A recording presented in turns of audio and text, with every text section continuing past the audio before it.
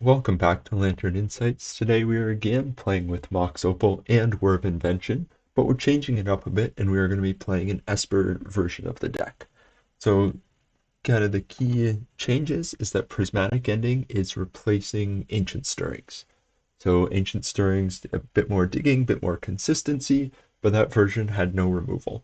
So in this version we're playing Prismatic Ending.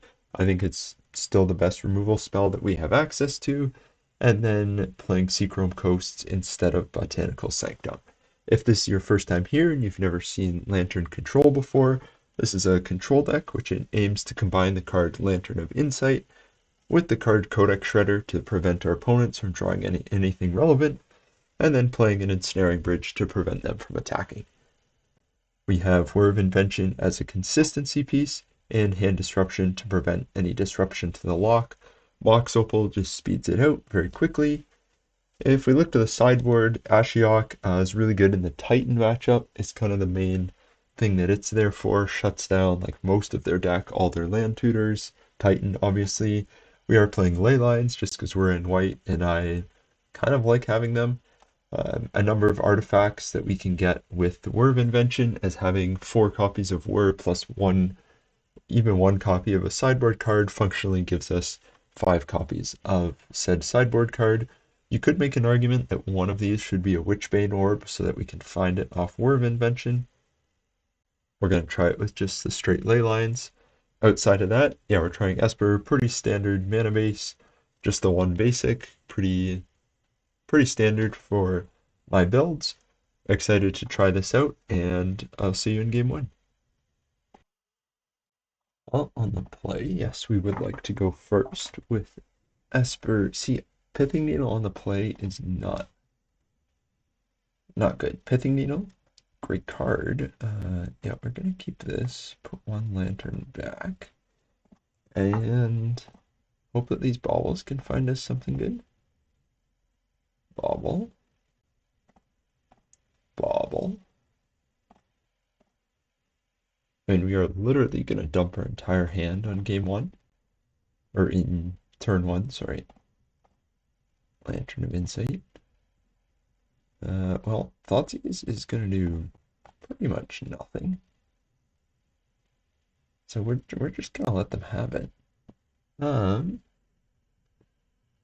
Flicker Wisp, Emperor of Bones, Teferi. Teferi's pretty strong. I mean, our plan is definitely going to be construct tokens, so then it's what interferes the most with that. And so turn 2, we play Saga.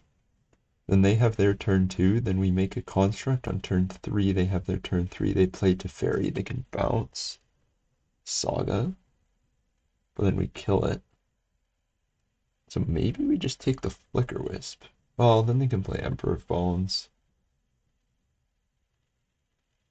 Yeah, I think we just take Teferi. Maybe thinking about that a bit too much. It's especially nice that these Thoughtseizes are going to be completely dead here. Just want to pick up whatever's underneath Saga 2, as we'll probably be able to cast it. Now, no guarantees. It would be funny if he Thoughtseize thinking I had cards in hand, and I didn't. Well, it's a Mox Opal. We'll leave it in hand if he wants to Thoughtseize. He can take damage off that. But we're just gonna Quantum Riddler. I mean, okay, he has good cards, that's for sure. Flooded Strand.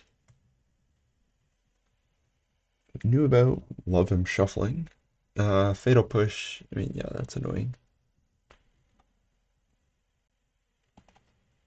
Emperor Bones. Just exiles. Only returns creatures. Yeah, that's fine. Doesn't want us to loop baubles, which we don't really have any way of looping. We're not going to sack the bauble here because we do kind of need it to turn on Opal. Word of Invention is a good draw. We can tap Opal and then play the second one. That doesn't... If we're making a construct... We'll see. This might actually just be an ensnaring bridge game. Although we don't. The Flicker Wisp is kind of annoying. Yeah, he's just gonna go after a graveyard. So we do have a lot of threats. We got this Emperor of Bones that we got to deal with. I mean, we're gonna make it, the construct force him to Fatal push it.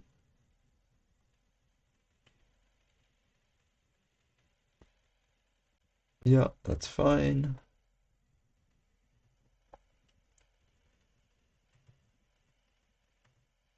And I think we can get a.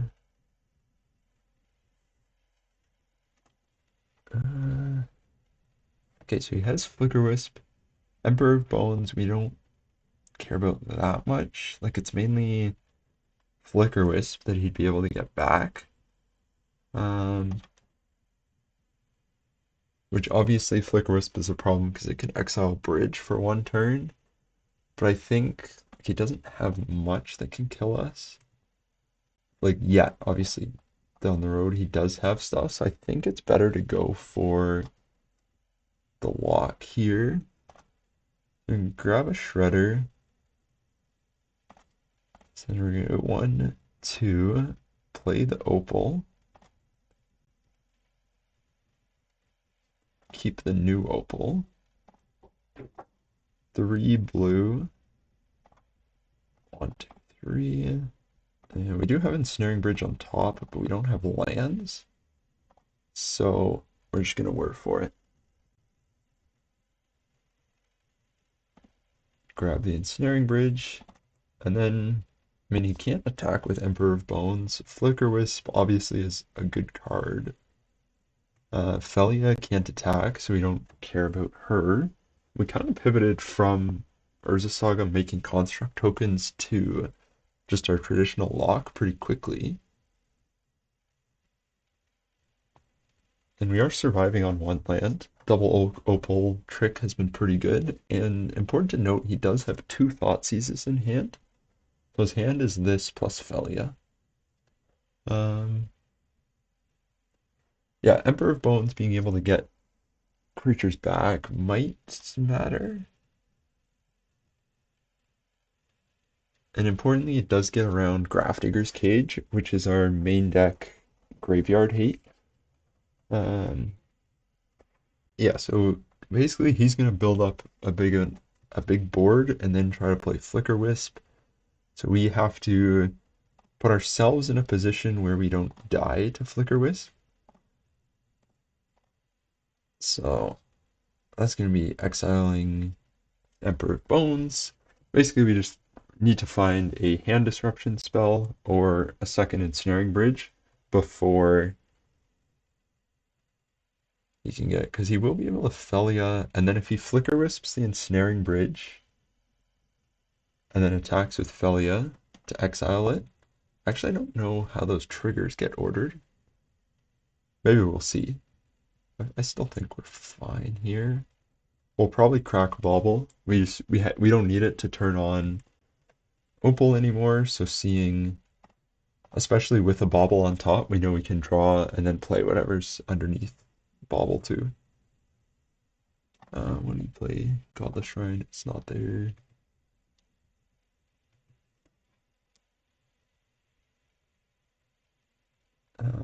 Ensnaring Bridge, yeah, we can play it and Bauble. This is actually perfect because with Flicker Wisp now, we aren't just dead to Flicker Wisp.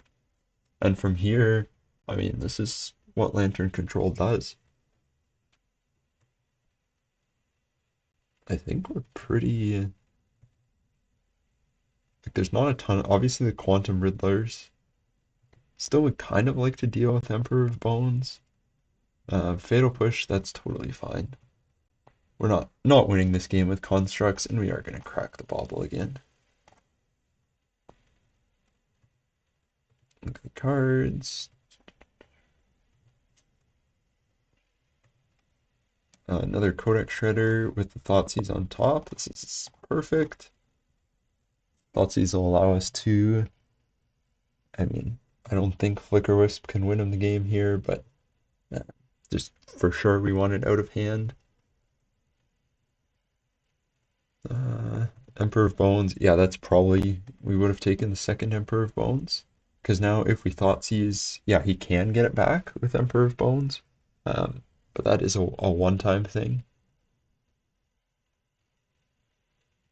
Yeah, so you can get one Flicker Wisp back, which like, okay, so he is gonna play it. Interested in what he's gonna target.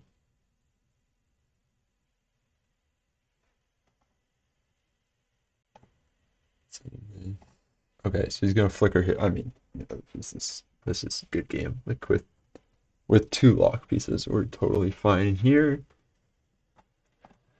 Yeah, you got it. I mean, we're gonna Thoughtseize. We know what his hand is. He gets the archive back. That's fine. He surveils probably the land into the graveyard. Pithing Needle again is perfect. We have drawn pretty well this game. We're gonna take the Fatal Push. The important part is no instant speed card draw, so his hand is Thoughtseize, Watery Grave. So now we're just focused on preserving as much clock time as possible. Obviously, we're going to mill Ephemery. Don't want him having that. Some nice Esper Blink shenanigans. Mill the Ephemery. Honestly, at this point, like we're probably just milling Solitudes. Like, yeah, they can come back, but if he wants to exile his own thing, I mean, we're gonna play this. Emperor of Bones, and we're sitting pretty. I'm gonna try making the video a bit shorter, so it's not a 2 hour, not always 2 hour Lantern Leagues. So with that being said, should be a big cut here until the end of game one. So our opponent did decide to play it out here. And one thing that was kind of funny is they did exile our entire graveyard with Emperor of Bones, which meant that we didn't have to tap which ability of Codex Shredder we're using, as if you only have access to one of Codex Shredder's abilities, such as if your graveyard is empty, it just auto mills. I guess I should probably mill their last card here. Yeah, so they played it out. The one advantage that that does give us is that we kind of look at their entire deck. Overlords were kind of all we were worried about. It turns out like Teferi and Witch Enchanter were their only answers. So that one Teferi that we like thought seized on turn one ended up being like would have ended up being pretty good. So we're looking at Hushbringer, Torpor Orb, and because they're playing Witch Enchanter, probably Welding Jar. One thing about Welding Jar in terms of being main deck versus sideboard is most decks don't have a way of destroying an artifact main deck. A lot of the universal removal is exile based now, whereas more dedicated artifact removal is destroy. However, obviously Witch Enchanter is a big exception to that. I think we're gonna cut Grafdigger's Cage because they don't stop Emperor of Bones.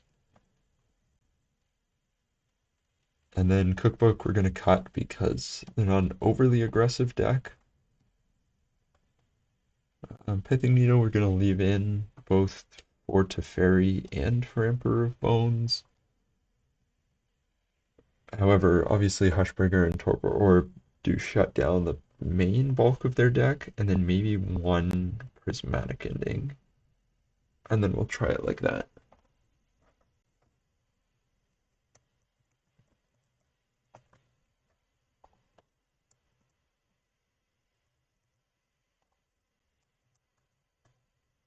Uh, I mean, yeah, like we're kind of priced into playing Lantern on turn one, but Hushbringer is one of our best cards against them, especially like hoping that this makes things a bit nicer actually.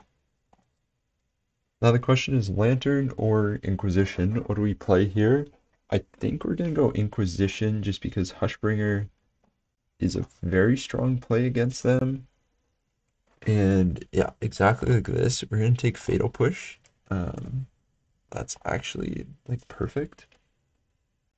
Like if we play Lantern there, it doesn't really do it much for us. It kind of just gives them free information.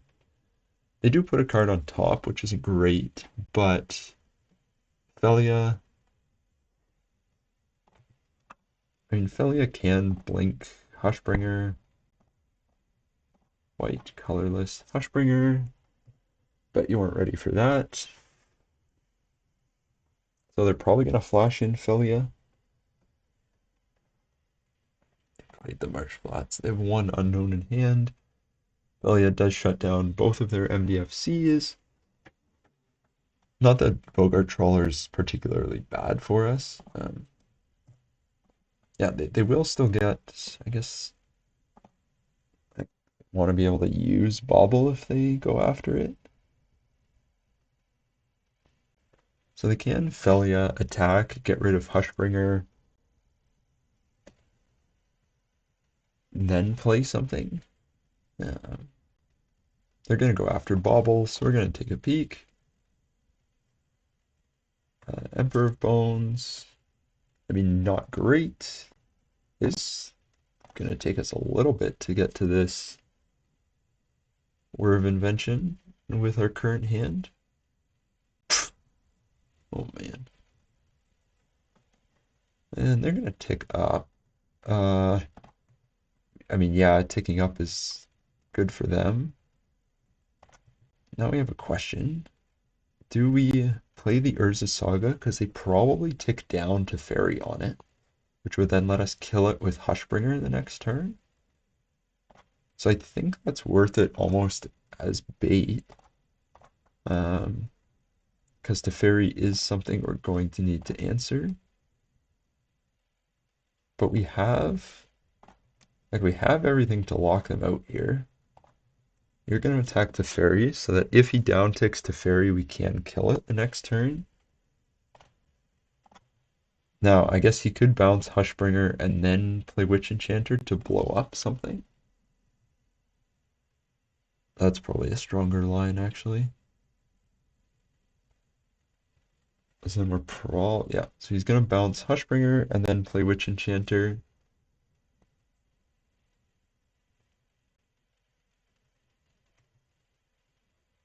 Oh, he's not gonna play Witch Enchanter?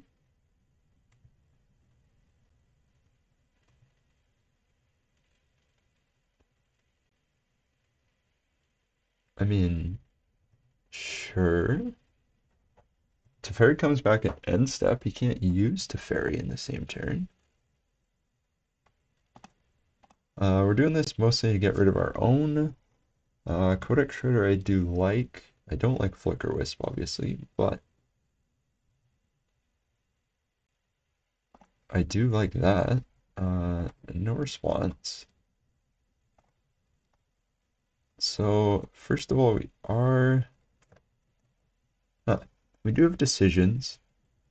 We could get a Pithing Needle onto Fairy, but then if we get Pithing Needle onto Fairy, they just play Witch Enchanter and blow it up. So we're gonna play the Shredder. Let's mill Flicker Wisp, see what's under it. Overlord.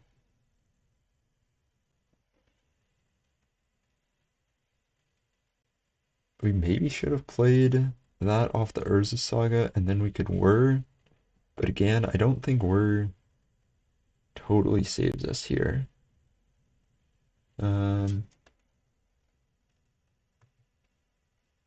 I think we're just gonna have to, like, based on what they Witch Enchanter, I think we gotta get rid of the Overlord. Second Hushbringer is good, I suppose. Because Teferi is his only way of answering Hushbringer. So it depends what he uses Teferi and Witch Enchanter on. Yeah, go to combat.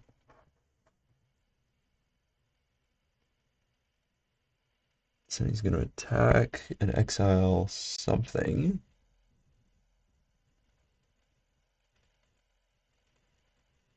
Well, we know he has Solitude on top, which we don't care about if we have Hushbringer.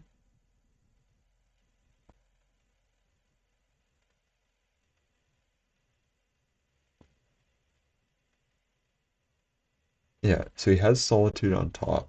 That's fine. They're gonna take some damage here. Oh, he's just gonna go to end step? Does he not have his stop set properly? I'm so confused right now.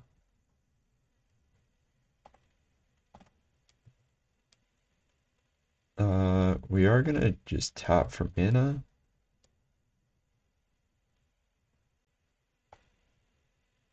He can't flash in Witch Enchanter, can he? I'm so confused. We're gonna get Pithing Needle onto Fairy. Here I am, like, freaking out about Teferi and Witch Enchanter, and am I missing something? Unfortunately, Seachrome Coast comes into play tapped. Like, does he not realize we have two?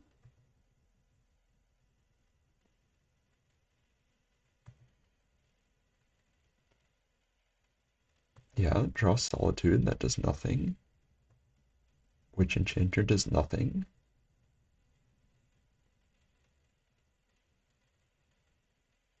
I think we just have it again. I mean, I'll take this for round one. Um, I don't know if I should feel good about taking it or not. You just didn't. Maybe you just skipped through.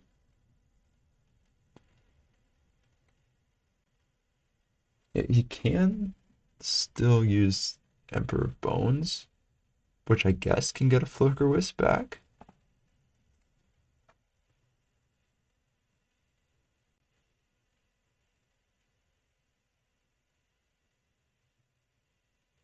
Okay, so he's gonna get Flicker Wisp back.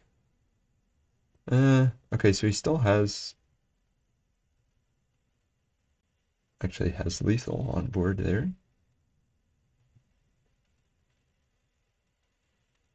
Uh, yeah, so Felia is gonna blink that. And then I have to block something.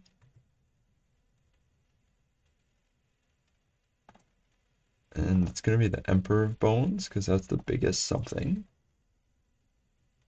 Okay, I didn't take into account Felia attacking to blink the construct. Fortunately, we're still at 5. Hallowed Fountain. So Flicker Wisp gone. Felia. And then we just Whir for Ensnaring Bridge. Uh, doesn't fly, doesn't fly. I think we just play it out first. 4. X is 2. 3. Done.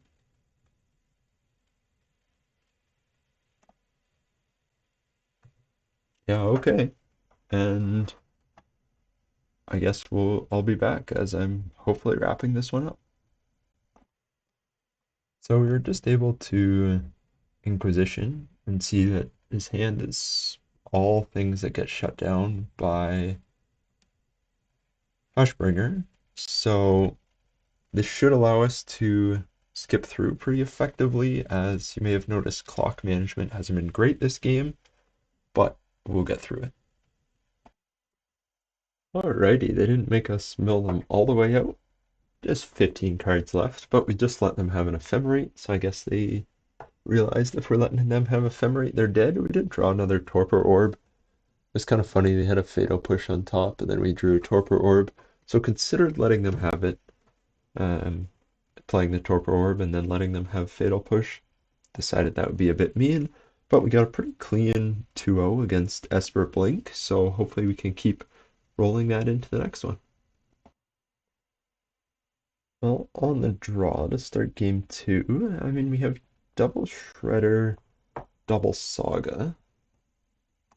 Useless Grafdigger's Cage. I kind of like just keeping this hand and leading on Urza Saga, which gives us a turn 3 Lantern into Bridge. They are a mulligan to 5, which you always like hand disruption against. Uh, mulligan to 5. Hopefully for their sake they're keeping it. Yeah, so put 2 on the bottom. They are on the place. That is going to put them polluted delta.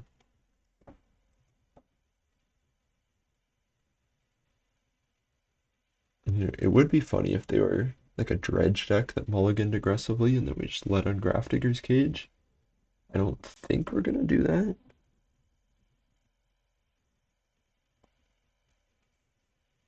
The other reason not to lead on Glimmer Void is if they have a removal spell or counter for a Codex Shredder we play, just blows up the land too, which is not something we want to give them an opportunity to do. We're really thinking about letting us draw. I think we still play Saga here. I don't think that changes. And then we're gonna play Shredder because they're likely fetching a Surveil land. Unless they're like spell piercing our Shredder. No, they're just getting a Triome. So domain maybe? Like a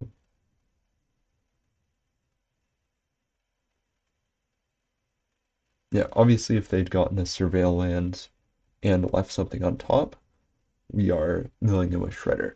I get the feeling this is gonna be a long game purely on how long our opponent's taking. So we have used less than 20 seconds and they are at 2 minutes. Breeding pool, yeah, definitely domain something.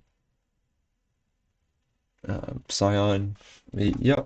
So basically, Leyline Binding is the main card that we have to worry about. But with 2 copies of Bridge, we should have some protection. All right, buddy, come on.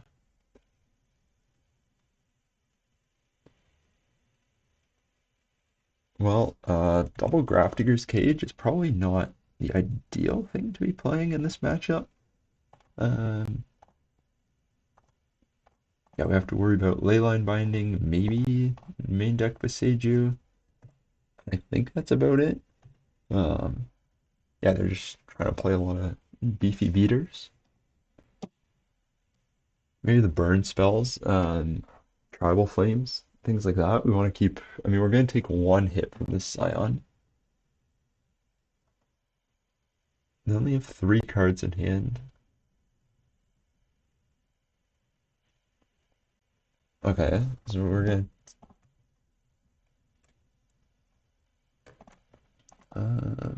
just gonna do this. Go get ourselves a Lantern of Insight. Uh, Regiman is pretty good actually, but given that we have a land on top, this stops the Scions from attacking. Um, I mean, if they dash Regivan, they steal a Dark Slick Shores, which I think we're okay with them grabbing.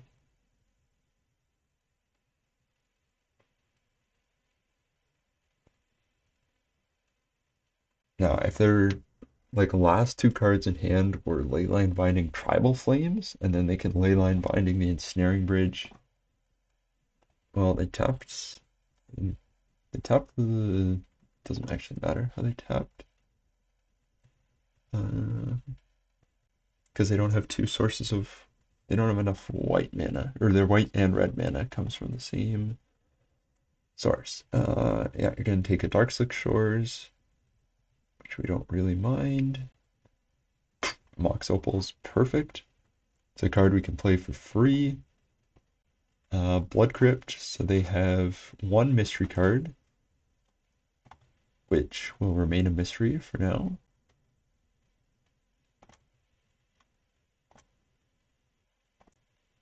So then we kind of have the option of, do we want to make a Saga token or play the second bridge?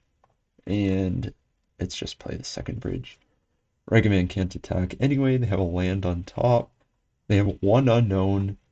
Basically, it's going to come down to what is that unknown card. Temple Garden we knew about. Uh, I mean, what's the unknown? Again, Tribal Flames here then would not kill us. We're going to get another copy of Codex Shredder. We are going to get up to 5 lands pretty quickly here. So if, say it's something like a Boseiju that they've kept and they're wanting to Boseiju Lantern, like we'll be able to get it back. Hallowed Fountain, you can have Persist. I mean, I think we mill it just because we got to start milling them. So I don't actually know what the backup persist plan is. Are they just persisting like scions? Or are they looting somehow and then putting Archons into the bin? We'll have to see. Hopefully they play it out. We get to take a look at their deck. So Regiman we knew about, but there's still that one unknown. Which, like, I think if it's something that kills us, they play it here. Otherwise, we're just going to lock them out.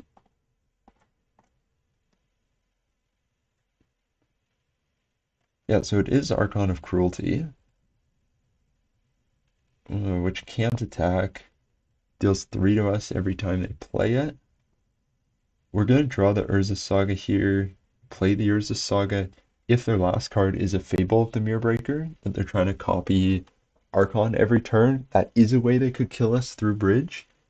But, oh, and with Whir of Invention, I mean, we have enough time to get Pithing Needle before that happens. So I don't know what their last card is, but I think them casting Archon here is fine. We're at 14. It might be a Leyline in a Guild pack. Basically, we want them to play a card that is not Archon. And they don't want to do it. Ooh, no fun. Psychic Frog.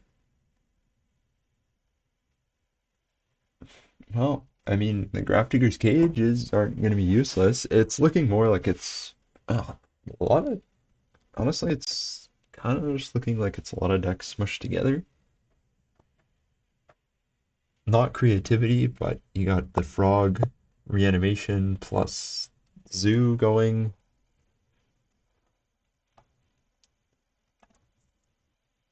So there's the hand disruption.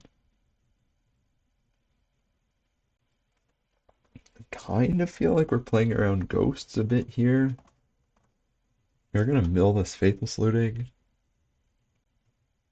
And then we can do everything we need to do at instant speed.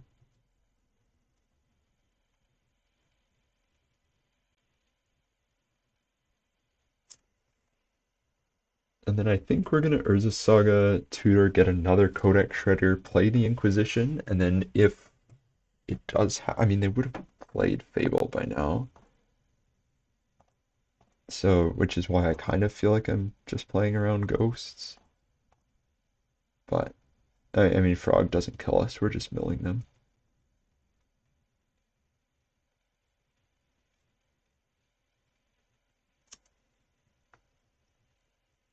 Like, again, I don't know what they have here that matters. But I don't mind them taking their time with it, because as you can see, we're now down to only like a minute difference. They are pausing for a pretty long time on the Inquisition, so maybe they're worried about us seeing something.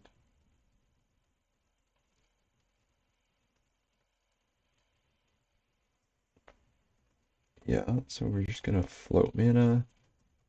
We're gonna get Codex Shredder, which was on top anyway. And then we're gonna pay black Inquisition.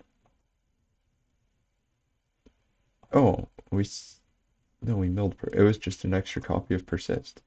Okay, we were very much playing around ghosts. So we're just going to do x equals 1. Going to get Pixis Pandemonium, and I will cut to the end of game 1. Alrighty, so we milled one Leyline Binding. Unfortunately, didn't get to see the rest of the deck, but do go into game 2 up about a minute on time. We saw, I mean, it was Zoo with kind of the graveyard, like the Psychic Frog, Archon of Cruelty Persist package. So I think like Grafdigger's Cage was good, but I mean, they are playing like Persist Archon, so I don't hate it. I guess it's what do we want in Pithing Needle? It's basically useless. Hits like Besage, so we probably want one copy in. Hushbringer, I can kind of. And they don't really have a lot that it hits. Vexing Bauble doesn't hit anything. Damping Sphere, Torpor Orb. Like, it doesn't say permanent, so it doesn't shut down Leyline Binding, which is kind of the main removal spell that we care about. So I think it's like 2 copies of Welding Jar, and then trimming 1 needle, 1 cage. Or just going like that. Then do we bring a Tezzeret in, an Ashiok? Or on the draw, I think maybe on the play. We bring them in when they can come down a lot earlier, but I guess they are still fairly aggressive. Like they are going to be putting a decent amount of pressure on us. I think we have to keep this. Maybe given the matchup, it's not ideal. I mean, we have the lock, Urza Saga. Did they mulligan? They did. So turn 1 Ragavan, obviously don't like that.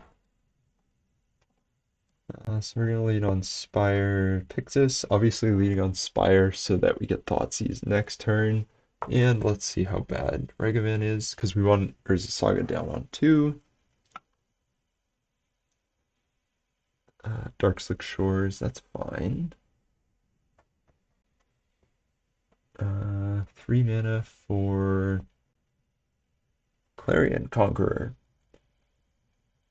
Well, artifacts, creatures, and planeswalkers. That is pretty good against us. I think given that we can't do anything about the top card of their library, Lantern kind of just gives them free information. I think we take the binding and then try to race them with constructs. Like we do, I mean, if they play the Glasspool Mimic, Prismatic Ending is our only answer to the Conqueror. Yeah, them getting that down on turn 2 is kind of a big deal. Glimmer Void, so they can Glasspool Mimic, play the second one.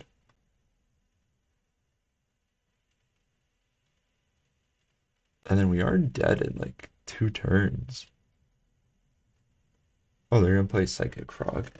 Honestly, I think they should have just played. Okay, I mean, that's something. This does have flying, which means we're dead in like 4 turns. So we probably, I mean, if you attack, like if he has a removal spell, I think we're pretty dead anyway. Go to block the monkey. It is a 3/3. Maybe he just wants to play the second one.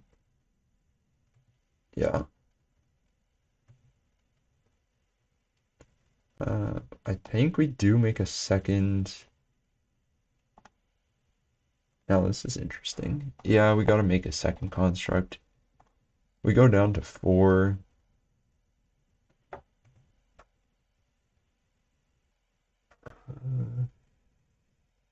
What are we looking for? The Underworld's Cookbook to gain some life and grow these constructs real quick.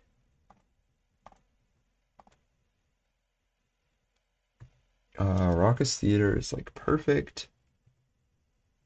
And so Clarion Conqueror is going to get in for 3, and then we're going to exile it with Prismatic Ending. If he bins that, I mean, yeah, if he has Persist, that's not good. He's just going to get in with the Flyer. But now the thing is, we can also threaten him with lethal.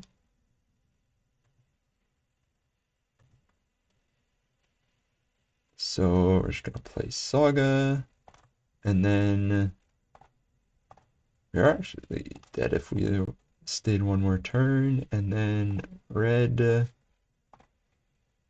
1, 2, 3, done.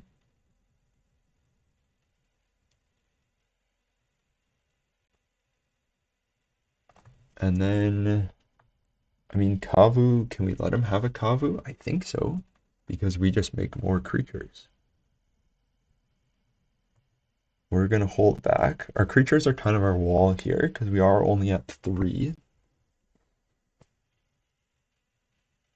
But with Pending, we'll be able to exile a couple things. I mean, we're going to Pexus, the Faithless Looting. So he has the Mimic, the Kavu, and I think he has 1 mystery card. I'm kind of feeling good about where we are. Psychic Frog can get flying, right? And then he can discard 3 cards. So scratch that. I'm not feeling good about where we are, because he can discard 3, and that makes it lethal. Yeah. Yeah, he got the 3rd card in the graveyard there. Bit of a miscalculation there. I guess we don't make the 2nd construct and just, or we get Pithing Needle instead of Underworld's Cookbook, something like that. Now that we're on the play, honestly, I think we just run back the same thing. They're kind of like they're pretty fast. So like we could bring in some of our slower stuff. Yes, sir.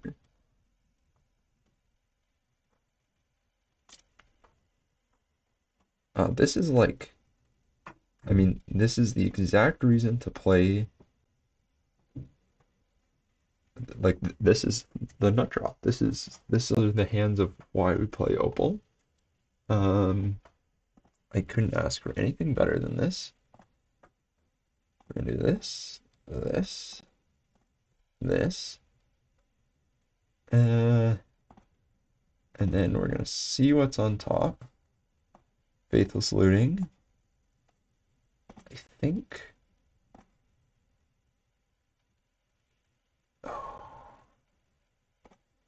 Yeah, we're gonna Shredder because we want to not draw that Inquisition. And if he looting's here, I think that's fine.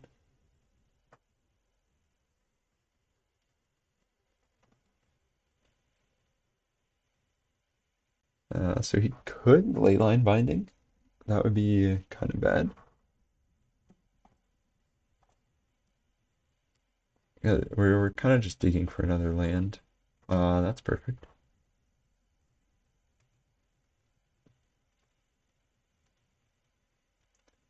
So we're gonna tap for black. Thoughtseize.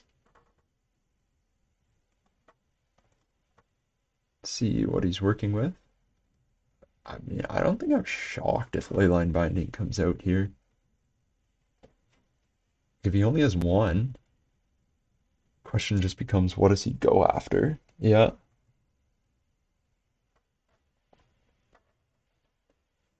Exiling the Codex Shredder because we have another lantern on top. I think that means we mill ourselves. Another Thoughtseize is fine. And then we're gonna take the Faithless Looting because we have Bridge in hand. So we're not really worried about creatures. Glasspool Mimic, copy of any creature, and the creatures we're not worried about. Gonna shock in a Blood Crypt. He's gonna shuffle away the Mimic. I guess one card that we're not playing is Haywire Might. Haywire Might is good against Leyline Binding to find it off Saga. In this case, however, I mean, we can just find another Codex Shredder. So your hand is Kavu.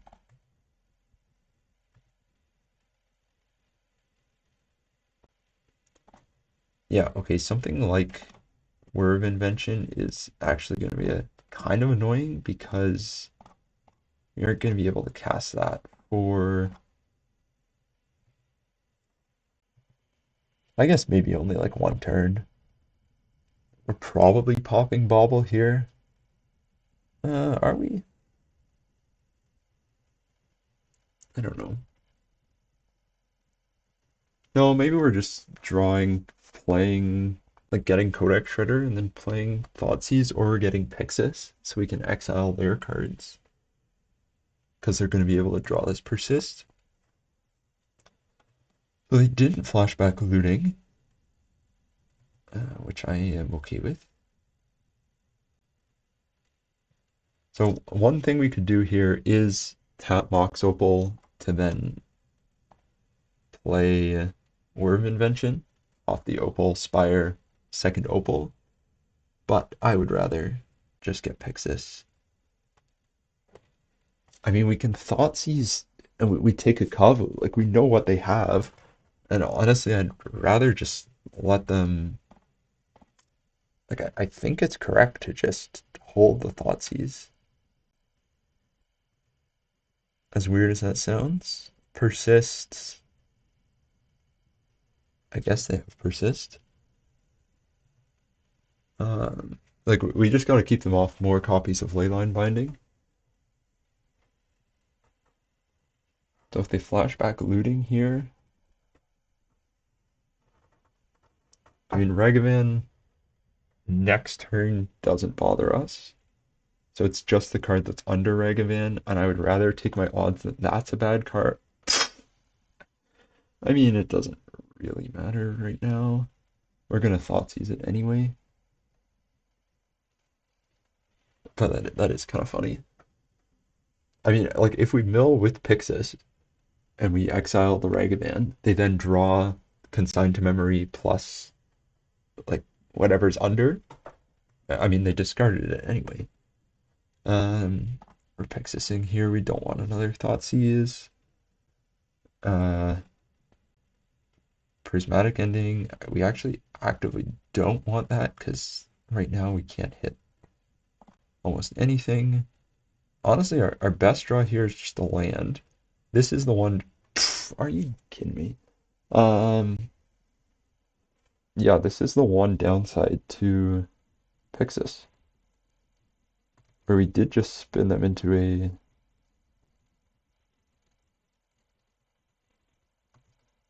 Leyline Binding. We're gonna Thoughtseize here, take the Persist, leave them with Kavu in hand, and then we gotta sacrifice Lantern, and then we're gonna have to Opal, tap for blue, play War of Invention, and get Opal again. And hope that to fade this like one draw step here. But yeah, if they draw another Leyline Binding, we're come on.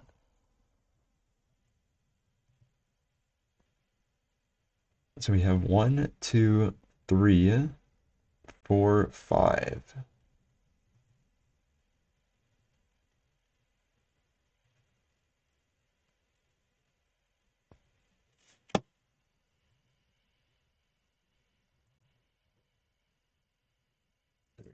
Like, so we're dead in a turn. Problem here is that we don't have enough. I think we're better off exiling the. Oh, it has hexproof. Like, I think we have to hope to just draw land, because if we draw. No, that's not enough anyway. We have 1, 2, 3, 4, 5. if we draw a land, that gives us land 2, 3, 4, 5, 6. I mean, we have to hope that it's any one of the or any one of the blue producing lands on top. After we take big beating here,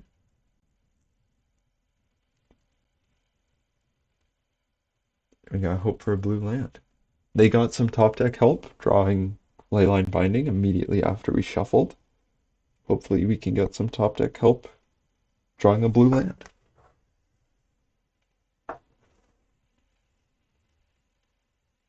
Very close games all around. I mean, this is 9. This puts us down to 3. Dead the next turn. We're not doing anything. Yeah, we're getting huge Kavu value here.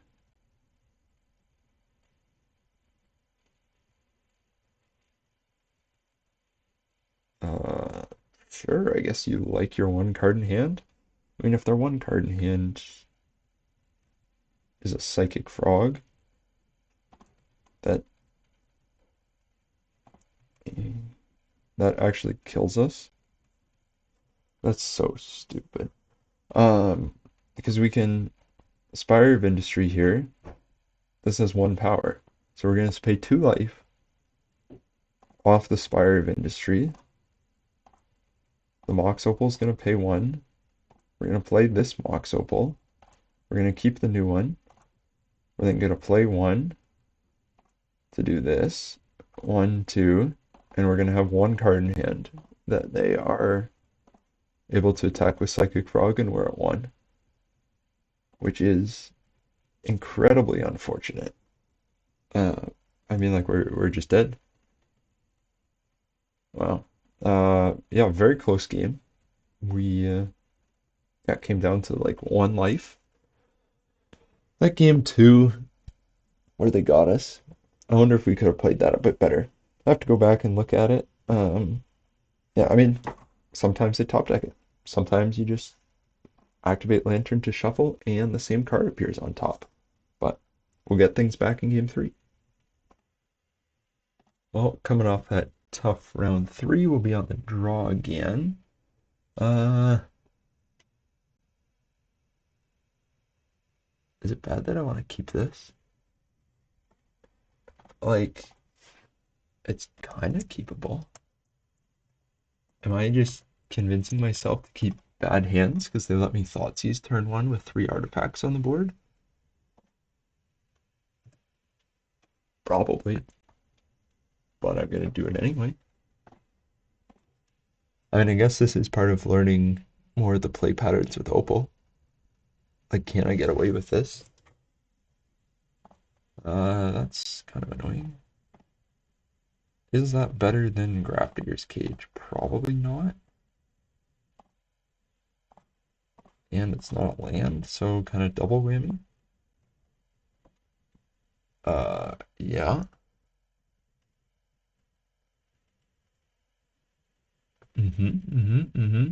I mean, graveyards or libraries does not hit exile. We will take the only thing we can.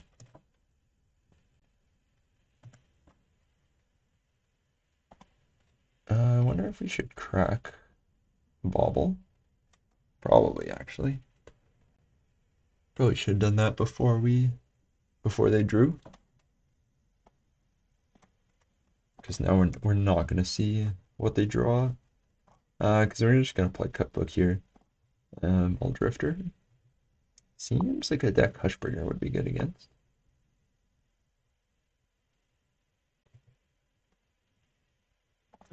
Another Mox Opal. Underworld Cookbook. Black Thoughtseize.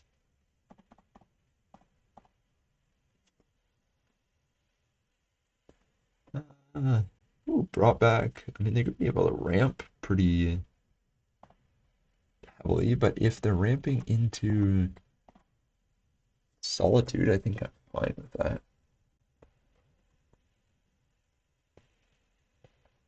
You're gonna have, yeah, like if they play Arid Mesa, and then double. I mean, yeah, obviously double fetch into brought back is pretty strong. I actually don't know what we get with Whir of Invention here. It's like we're not particularly close to the lock, and we don't have an Urza Saga. They're getting a lot of triomes. I wonder if they're playing um, the white land that brings creatures back if you have 7. And I can't think of it. If you have 7 planes. Um, yeah, I would love an Urza Saga, like 2 turns ago. 3 cards in hand. I mean, we're probably just getting bridge. Like, uh, so they drew a Mull Drifter anyway. I guess apparently shuffling the library just doesn't happen. Don't want to start that conspiracy theory, but yeah, because Mull they shuffled off the. Oh no, they didn't. They held the fetch. Um, like I. Oh, this feels so bad if we draw an Urza Saga though, and like we're not. I mean, this feels so bad if we also just draw lands forever. But we're not under any pressure. We haven't seen counter magic. Like they could play it.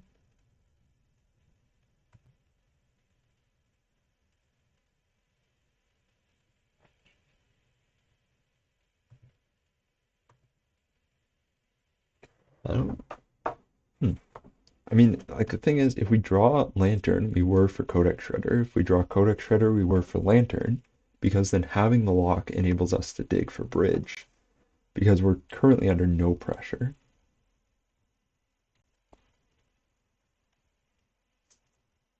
They do have like 15 cards in hand. Maybe one Torpor Orb main deck would be worth it.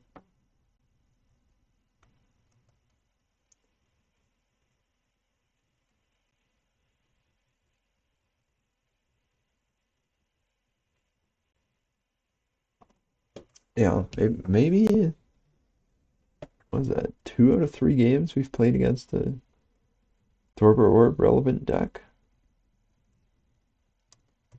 Yeah, I mean Torpor Orb would have been pretty strong. What do they get? Non-avatar card. They get Mull Drifter back. Mull Drifter's not an avatar. Just an elemental. I mean, admittedly, I haven't seen any parts of Lantern yet. Um, so technically, they might still be uncertain as to what we're on. I think we use 1 to draw or to play Heartless Summoning. Seems pretty good with Appa. Exiling them, letting it play them for 2. And then Heartless Summoning says for free. Holy cow, Mull Drifter is going off. I have nothing I can do about that. I mean, the good news is this is just drawing a lot of cards. We're gonna get Ensnaring Bridge. 1, 2, 3, 4, 5, 6. Just so when Overlord comes off, it's not able to attack. Maybe they counter it? Are they playing counter magic? Nope. Hushbringer is definitely our first card coming in.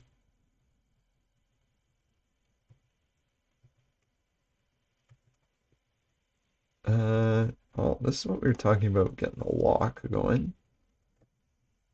Now, would have liked doing this when they had fewer than 5 cards in hand.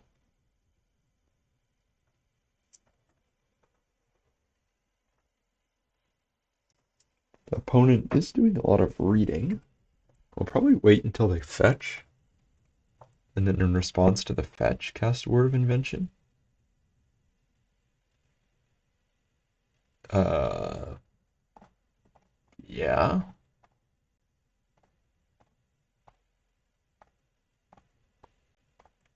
I mean, do they know what Ensnaring Bridge does? I mean, worst comes to worst, if they do have an answer for Bridge, I mean, okay, here's the problem. I don't want them to have Overlord. And you return a non-avatar creature or planeswalker. So it's Muldrifter. Avatar, Avatar,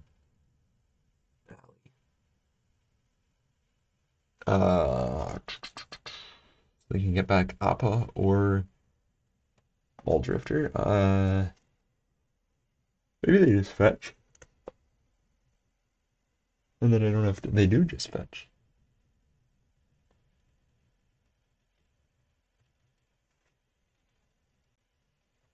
So they can airbend spells they control, meaning Overlord, which then allows them to get back Appa. Appa's a trigger, so they can't cycle 2. Honestly, I value having that Thoughtseize so much.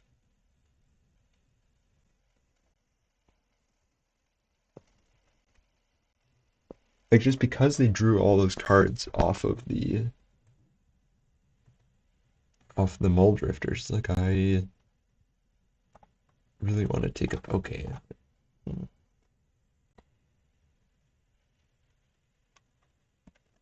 Mm, top 5, get a creature.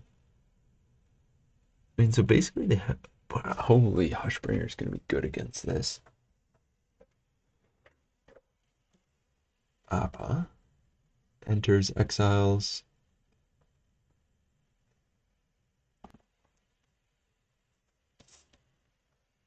Like I guess we take A because it's probably a more powerful card to play 2 of. Really, I don't know. Target creature or spell. What does the backside do? Uh, that's totally fine. Probably the least threatening ang they have.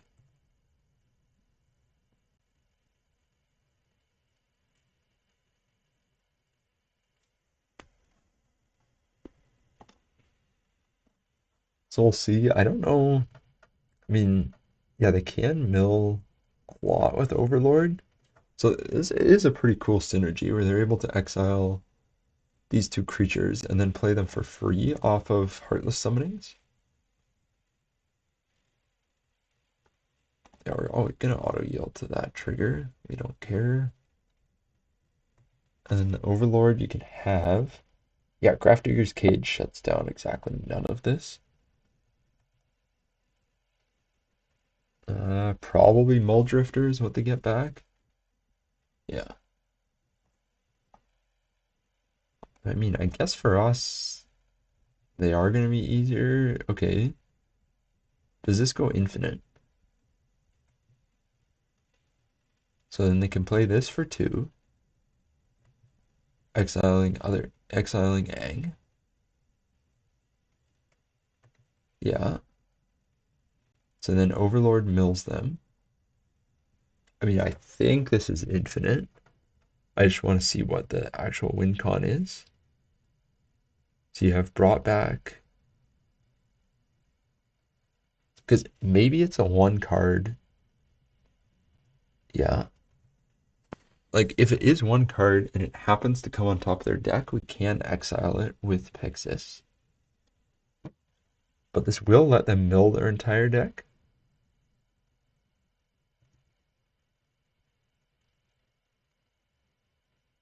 I don't see the win though. Yeah, I guess the Ang token, or no, what is this? Avalanche Riders. So they can blow up all my lands. I have a Mox Opal.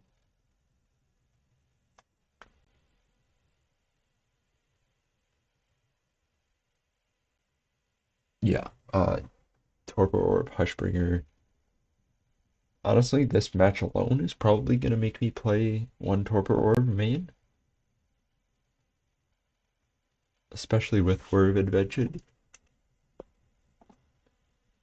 Just seems very worth it. Okay, so they're going to exile everything. Like, the thing is, I can't even just F6 here, because Pixis could exile. Like, if the combo was just blow up my lands, that doesn't kill us.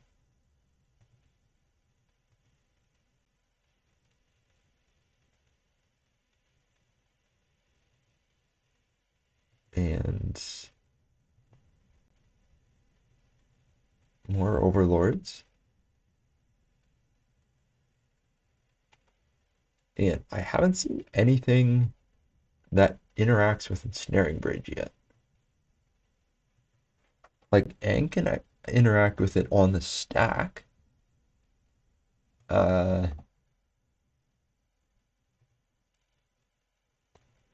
so I kind of just have to wait to see their win con.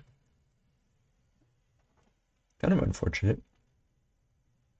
Yeah, they are going to blow up all my lands, which would be very good if I didn't have Mox Opal.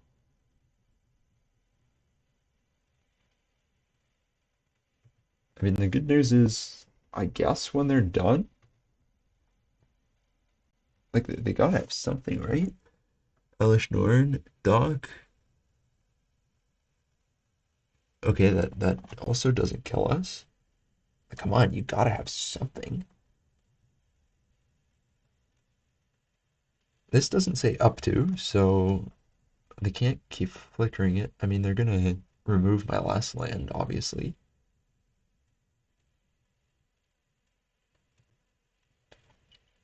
Um, yeah, okay, I have 0 lands.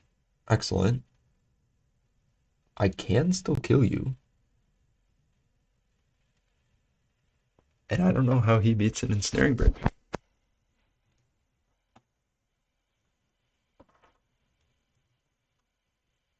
I mean, so that was a lot to do nothing, really. He can do it at any time. So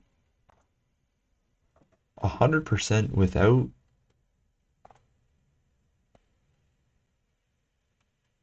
Yeah, like without Mox Opal, I'm just dead here because I have to then keep all the cards in my hand.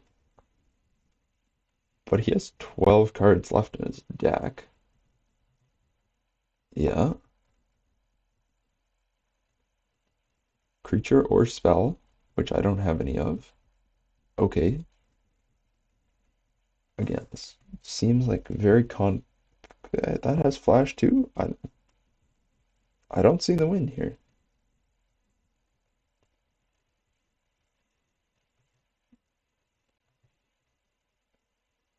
Yeah, I don't see a win.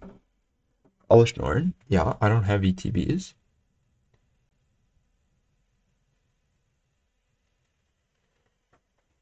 No, this might be one of the funnier Lantern wins you see. I do like how he started the league cutting, saying, "Hey, I want it to be a bit shorter, not 2 hours," and it's still going to end up being 2 hours because we're over an hour already and we're in game one.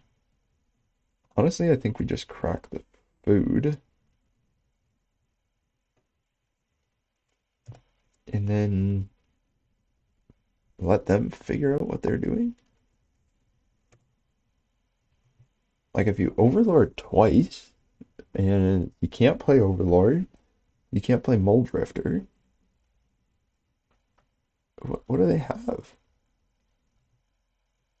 I doubt he has maybe he has a fetchable left. Does seem like a cool deck. I mean, like it was definitely a combo. It also couldn't beat Ensnaring Bridge, so there's that. And that lets me bring in Hushbringers, bring in Torpor Orbs, and I mean, I'm assuming his sideboard haze at Witch Enchanter. That would be a main deck card. So, like, I mean, he's gotta have something. Grafdigger's Cage did nothing. That card was totally useless. Cookbook seems useless. I mean, it's only gonna come up if they blow up all my lands, and I don't have a Mox Opal on the battlefield, but I can always just search for Mox Opal instead. With Urza Saga, seems useless. That is 60. I guess the question is, do we want Tezzeret? And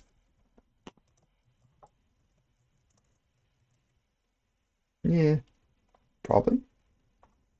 I mean, they're definitely a lot. Maybe they just felt slow that game because they had a bad draw. Uh, We didn't really see any targets for Heartless Summonings, and like that was it. I feel like Ashiok, honestly, just 3 mana take out 20 cards from their deck. Might be worth it. Um, and I think we have to keep this because of Torpor Orb. Prismatic Ending obviously doesn't feel great. I mean,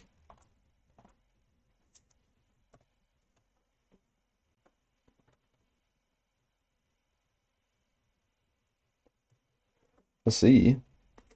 Three thought, well, two Inquisitions and a Thoughtseize might be enough.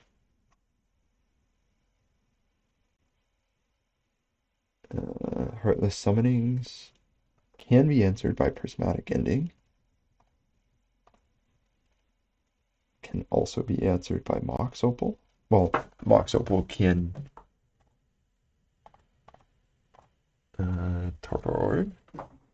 And then do we Inquisition or Thoughtseize?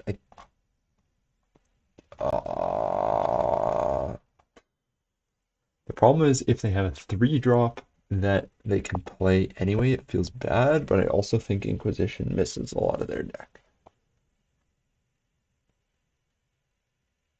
Okay. I mean that does just stick. Uh, uh,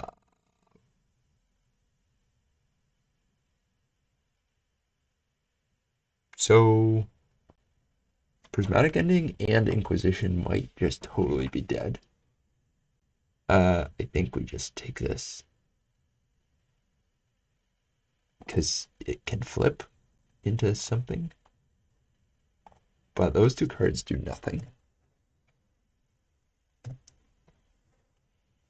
And honestly, we kind of don't want to kill Heartless Summonings now because it shrinks his whole board. Uh, don't mind if I do. And then, yeah, these cards are kind of bad.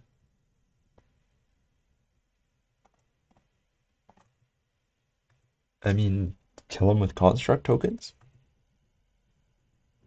I'm not about doing that. Oh, that's only 2 mana. Right. Okay, okay. So he hits us for 4 this turn. What did he pitch? Brought back. Arid Mesa, that was his draw for turn. Yeah, Torpor Orb's hard carrying. Appa does fly. So it gets in for 5. And then Appa puts us on a 6-turn clock.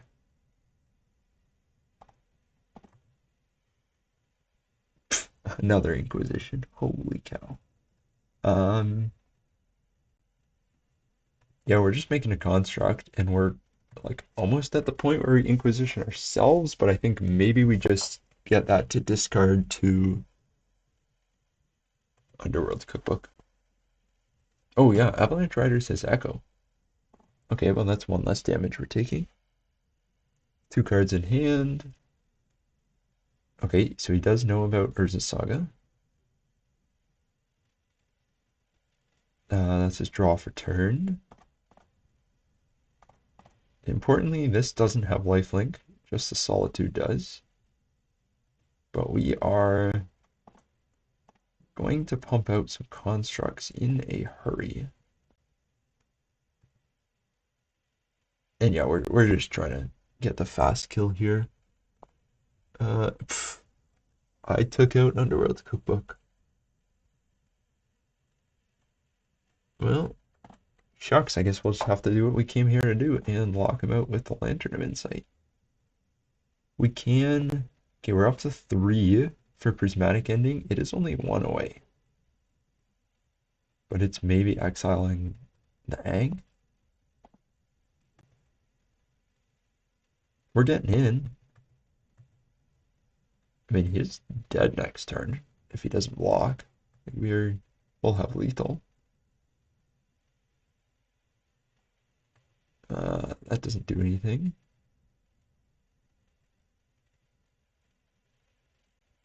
Should I be concerned?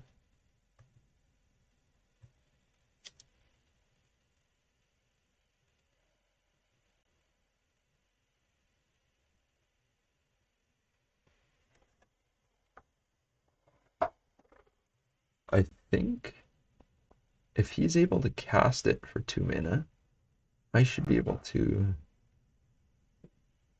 counter it for 2, or exile it for 2 mana.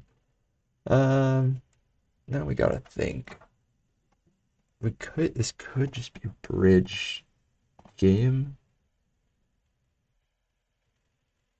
No, yeah, it's just a bridge game. So we're gonna Inquisition because we know he has an Ang, which can... Oh, it's an ETB anyway. So that doesn't matter, much like everything else. And colorless, Ensnaring Bridge, which everything can still attack under, but it's only hitting us for 3 a turn, and I'll be back once we've won round 3. There's going to be a cut here. Well, and we won. Ended up putting back Codex Shredder with Academy Ruins. And if you're curious, yes, it did end up using the Inquisition on myself in order to get the Prismatic Ending out of my hand. But very, very comfortable win here. Torpor Orb is definitely going into the main deck. Alrighty, game 4 on the play, right back where we belong. Thoughtseize, do nothing. Bridge, I guess. We'll try it. I don't love it, but we will get to slow them down significantly with Thoughtseize, or hopefully significantly. We are going to have all our colors. Yeah. Oh, okay. That's fine. That's also fine. This is not. So we're going to take the Witherbloom command. They don't actually have the mana. Did they see they just have a forest? So them not being able to play Moonshadow on turn 1 without a draw, yeah. So they're going to play the forest we knew about. Next Parasite. I wonder if this combos with something. They're probably actually playing Urza's Saga. That'd be my guess. So we're gonna... Well, we're not gonna play Mox Opal. I think I'd rather it in hand. Probably just eat a Witherbloom command, but we'll see. They're pretty hungry for black mana here. Kind of a weird keep. Okay, Phyrexian Tower, that would make them less hungry. I wonder if they sacrifice Hex Parasite to play the white of the Reliquary and Moonshadow. I think they get in for 1. Sorry, we should have 6 here. Or if they Witherbloom command. I mean, we did take Witherbloom command with our first Thoughtseize, so maybe... Yeah, yeah. So they're going to go Moonshadow White. Stitcher Supplier, okay. So we know what their 3 cards in hand are. We know what their 2 cards in hand are. Choose 2. The question will be, do they play Boseiju? Because they probably do. And that if they have a lot of ways of getting lands back, can matter. But we are just going to slam an Ensnaring Bridge. You're going to draw your card, go for it.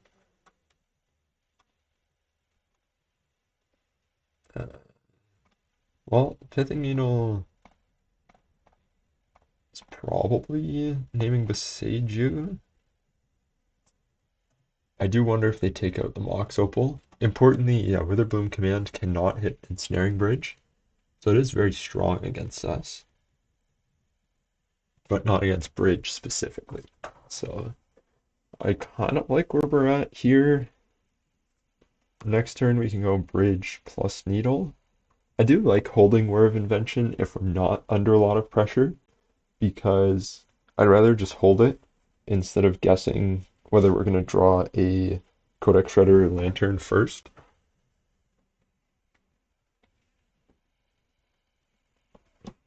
So, like, especially, if their only pressure is Stitcher's Supplier, and we always can Whir of Invention at instant speed. Big flexibility there.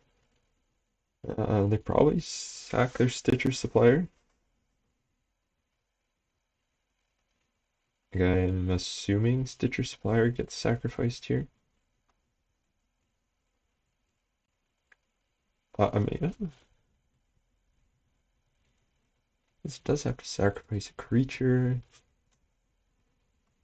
Yeah, so this can't attack now, which is perfect. Stitcher Supplier's gonna mill. Unearth. Okay, that's all fine.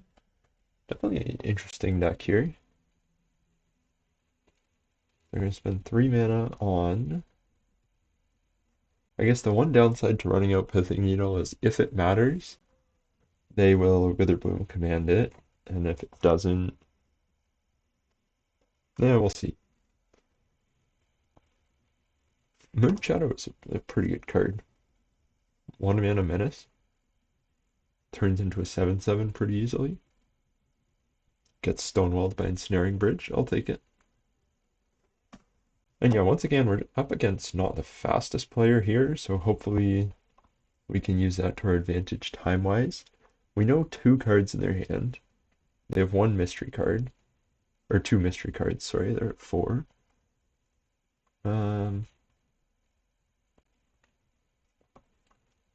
Yeah, something like Grafdigger's Cage is probably important. Sideboard, we're probably looking at maybe Ashiok.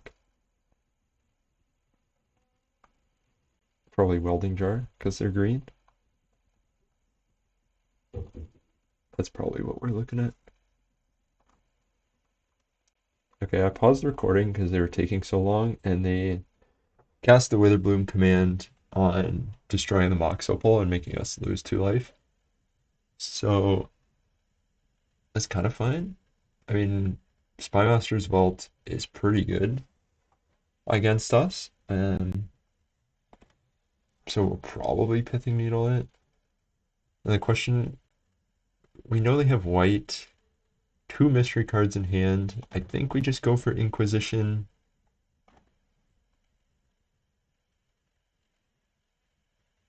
See what they're... Instead, if you sacrificed a permanent. Okay, so they're gonna get a bunch of 4/4s, but that's fine. It doesn't kill us. Auto yield to this trigger. And then we are gonna Pithing Needle the Spymaster's Vault. I guess the other option's Boseiju. I don't really know what they have, and that can get them a lot of value.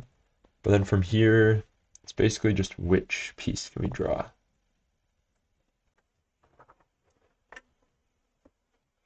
But yeah, Honestly, the Lantern in top deck battles, when you have Bridge, I think does pretty well.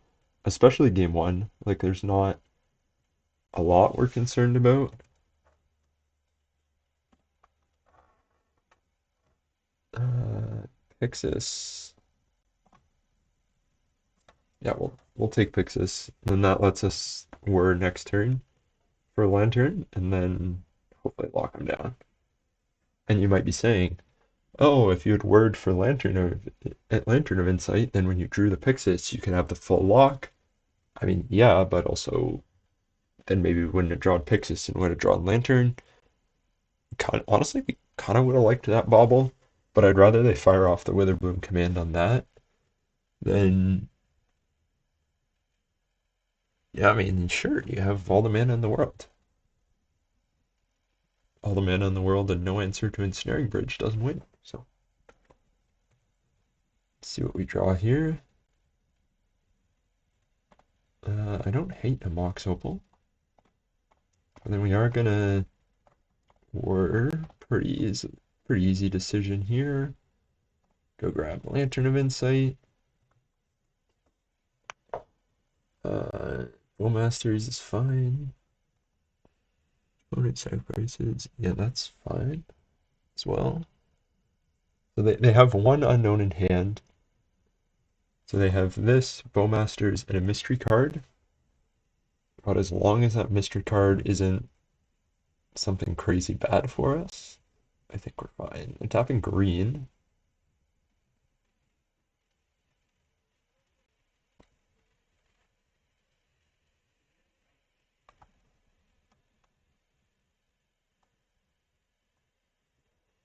Yeah, Hex Parasite definitely makes me think Urza's a Saga, especially with white.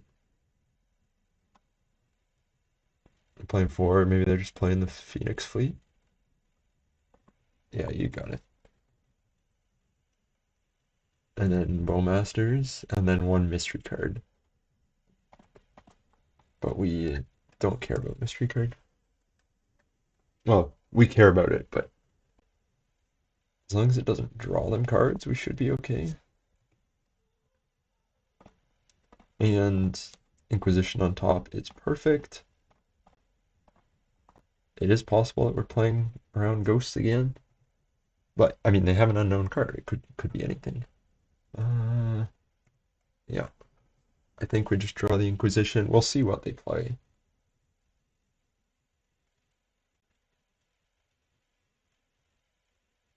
One, two.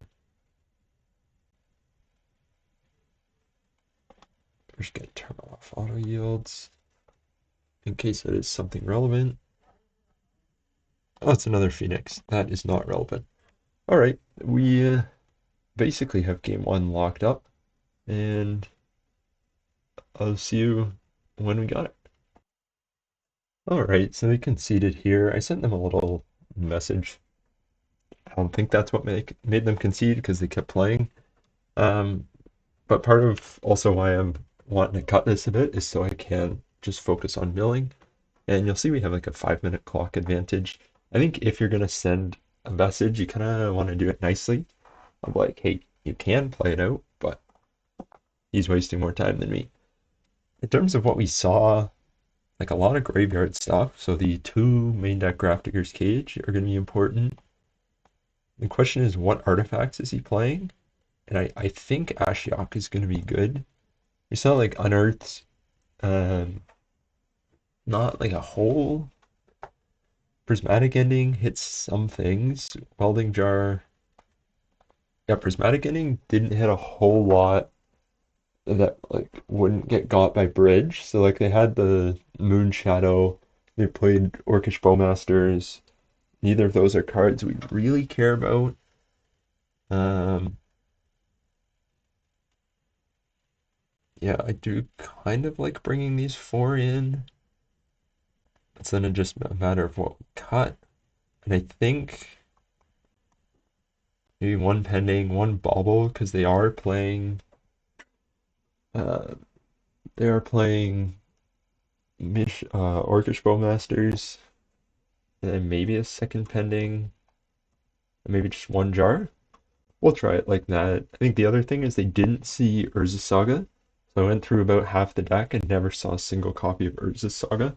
So it's possible, like they were playing the Black Flare. It's possible that they took out all of their removal. And this is an easy mulligan. This is like one of the classic hands I talk about disruption for days, but you disrupt and then you got nothing. Um, we might be going down to 5. We can't cast Inquisition. Like we just have Lantern. Like it feels bad, but I kind of think we have a lot better 5s than this. I like Ashiok. I think they're going down to 6. And yeah, I like this a lot better. We don't have black. So I think we go like that. I mean, I like this better. Yeah, maybe we could have put back the jar instead of Thoughtseize. We'll see. Worm Invention, good card, but we would like another land. I think if they blow up Cage, we're not popping jar on it, so we can just F6 here.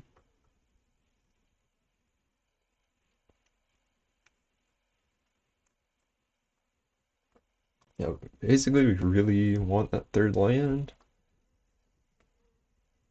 Will we be able to make constructs that are big enough? I don't know. We just need that third land for bridge and Whir of Invention as well. They're gonna continue to kill themselves with their mana base. White. Okay, let's see what lands they get with this because they never had a chance to use this card last game. So interested to see. We saw Bloodghast from them. I imagine that's their main sack engine. Unfortunately, no 2-drop. But we did get the third land. You could make an argument to play Darkslick Shores and then Urza Saga in order to dodge like a Boseiju on. I mean, Boseiju, I guess, lets us get a basic, so never mind. Yeah, they are gonna be able to make some big creatures, so maybe we're not making constructs. Maybe we are just playing Bridge. Because then Saga Whir is the full lock. It's going to take a turn or two. They did put one card on top, which you don't like to see. Yeah, over 6 minutes now. So they're going to hit us for 5. Are they going to use the white? Is the question. Bloodghast. So Bloodghast is their sacrifice engine. Now the question is, what land are they going to get? Honestly, I was about to say like a Mox Opal would be perfect here. Um, but just because we want to get Ensnaring Bridge down as this. Yeah, so they now need an answer to Ensnaring Bridge that is exile based.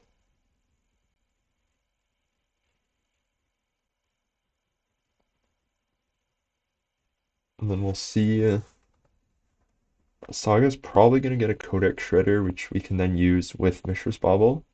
Maybe I'll get a Pixis actually. Um, Hex Parasite. So they can use that to take counters off Urza Saga. However, Urza Saga has been given the ability, so it can't lose the ability. Like the chapter 2, it just gains that ability forever. So if they use Hex Parasite to keep it alive, we can just make a construct every turn. Obviously, I would prefer the tutor, but if that's the route they go, so they're going to sack the Bloodghast. Yeah, that's actually a pretty good combo.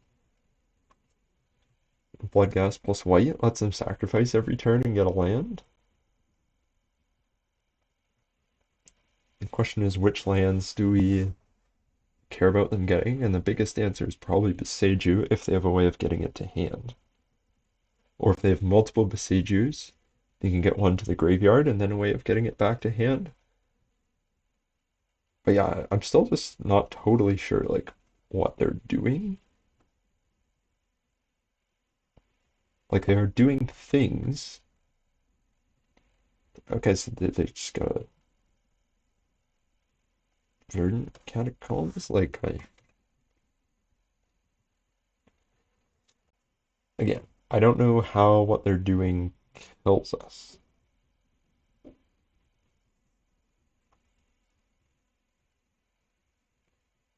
Hex Parasite on Saga coming up. Uh, yeah, we're just gonna float a colorless. Oh, we were gonna grab Pixis. Oops. And then we're gonna Inquisition. Oh, good card to Inquisition. Uh, well then, we know about Abrupt Decay. Crime Punishment is very good against us. Fortunately, as a sorcery, so they're gonna have to decide, do they use it? Artifact, creature, and enchantment with mana value X. So they can either go after our 1-drops or our 3-drop. But Welding Jar, yeah, it doesn't say X or less. Important. And they can steal Urza Saga from us with Crime, but I don't know how worth it that is. I assumed if you're playing Hex Parasite, you're playing Urza Saga, but then they didn't get that off Reliquary.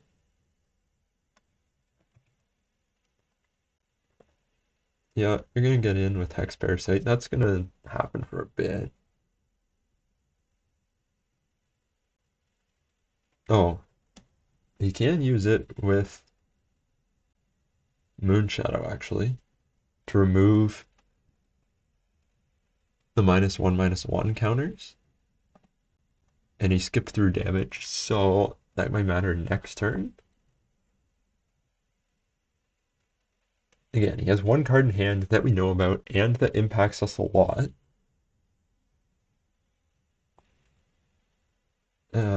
So we're looking for, like, if we play Lantern and then he plays, like, if we play Lantern and then he plays it X=1, that would blow up his Hex Parasite and his Moonshadow. Obviously, it's worse for us than it is for him, but Welding Jar doing a lot of work here.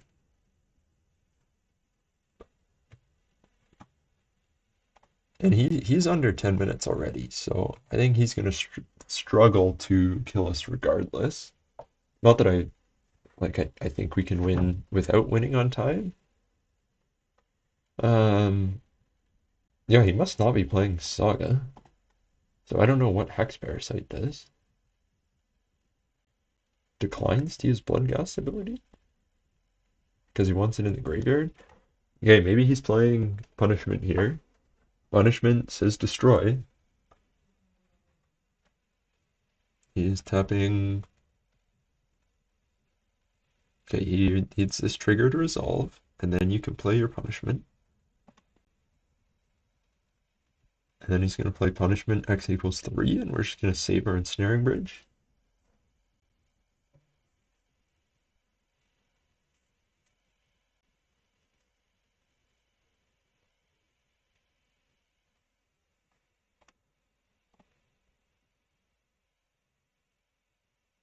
Yeah, okay. So he's now empty-handed. Welding Jar did big time save us. I mean, even if it blows up in Snaring Bridge, like, we have Whir Invention to get another one. But obviously we would much prefer to use that to get Lantern.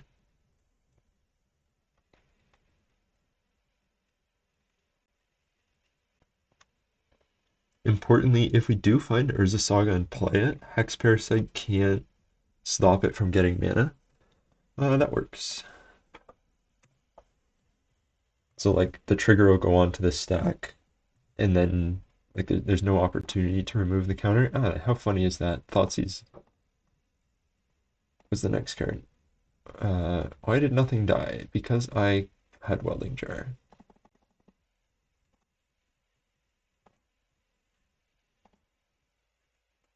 And Lantern of Insight. Welding Jar.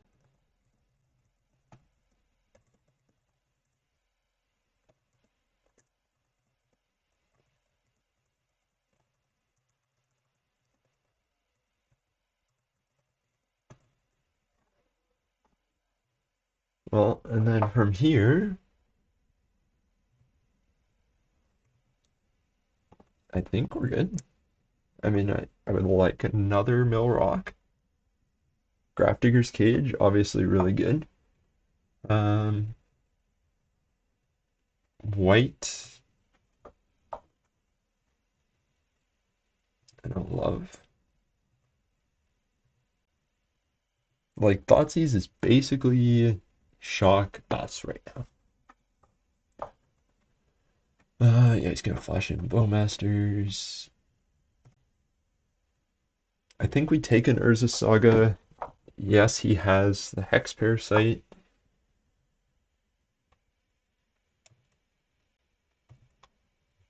Yeah, I mean, we just play it. We're gonna, like, there's no point in rushing to mill him here because our lock is, like, when you just have one rock, it's not very secure. Uh, he can use white at instant speed to, like, get something back. So he's leaving it in the graveyard, so Crypt has more creatures. Like, I think we got this locked up. We ended up drawing an Ashiok here.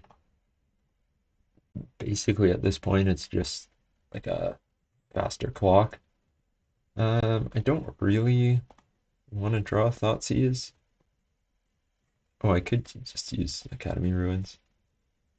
Sure, we'll draw a Bauble. Basically, it's like 3 mana and mill 20 at this stage of the game. We had a Pithing Needle on the white. Yeah, mill you 4, exile everything. Thinking, and hey, I would like to point out we're just over 10 minutes, so I'm doing my best to have quick, fast as possible Lantern gameplay. Oh, my deck sucks. Oh, thanks for that. Um, what is my standing? I am in good standing. First time I have seen this. Well, I have a whole YouTube channel.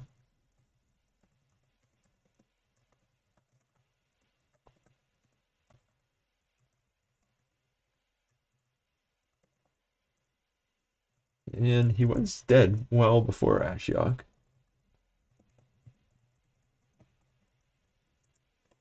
I do like asking about my standing when dude, I mean you could have used Tax Parasite to stop Urza Saga. There's like a lot you could have done. Um First time I've seen this. I mean enjoy. I'm glad I love being people's first experiences of Lantern. Although one thing I do feel, I guess we should probably do something about this. One thing I do feel a little bad about is I do feel like in paper I have this crazy streak of running into brand new players playing Lantern, where the amount of times where someone like shows up to the LGS and is like, "Hey, this is my first time ever playing," and I like ever playing Modern at a store. Oh, are you kidding me? I'm gonna have to sacrifice my Lantern to stop them from drawing Rex Sage. Frick. Well, maybe I shouldn't have been this cocky and should have paid attention.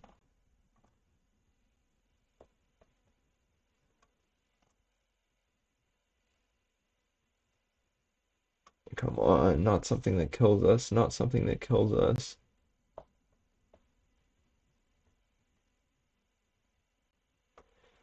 Oh, that works. And then we're gonna Academy Ruins, put Lantern of Insight back on top. And then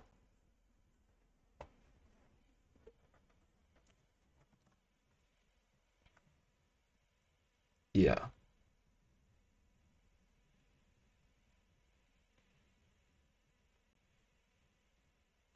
But hey, my deck sucks. Clip it. Anyway, there was one time a guy showed up to a modern event, and I think he had brought with him a Planeswalker deck. Something like the white, it was like a mono white Elspeth Planeswalker deck. And he's like, yeah, it's my first time playing modern.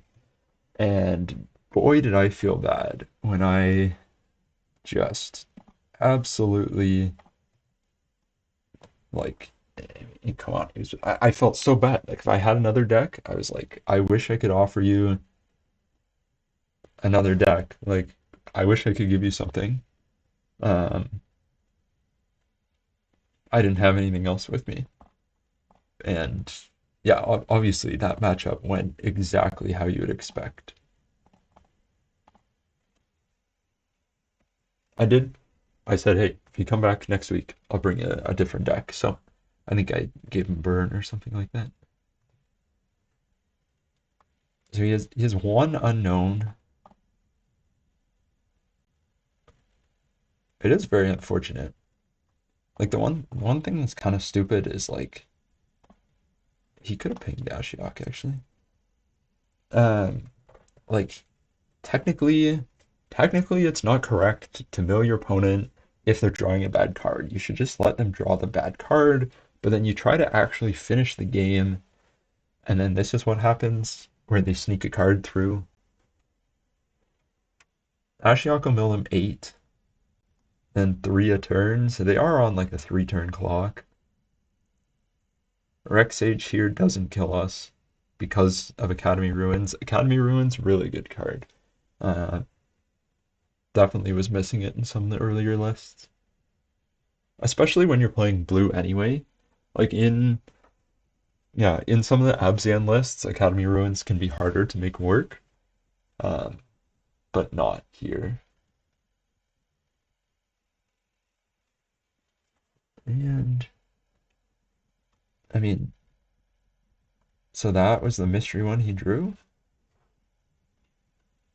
Is that about 3?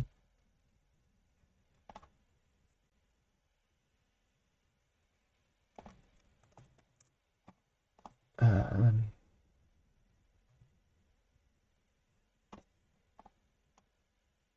yeah, obviously don't want him getting that.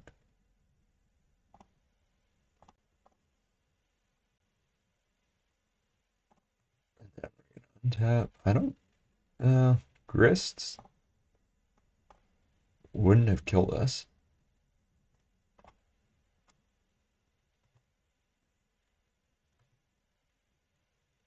Yeah, well, we're not gonna let you draw Abrupt Decay. Shocking. Stitcher's Supplier. I guess you can mill it. You can't get anything back. Spymaster's Vault. He's got 8 cards left. Honestly, I think we want him to play Stitcher's Supplier.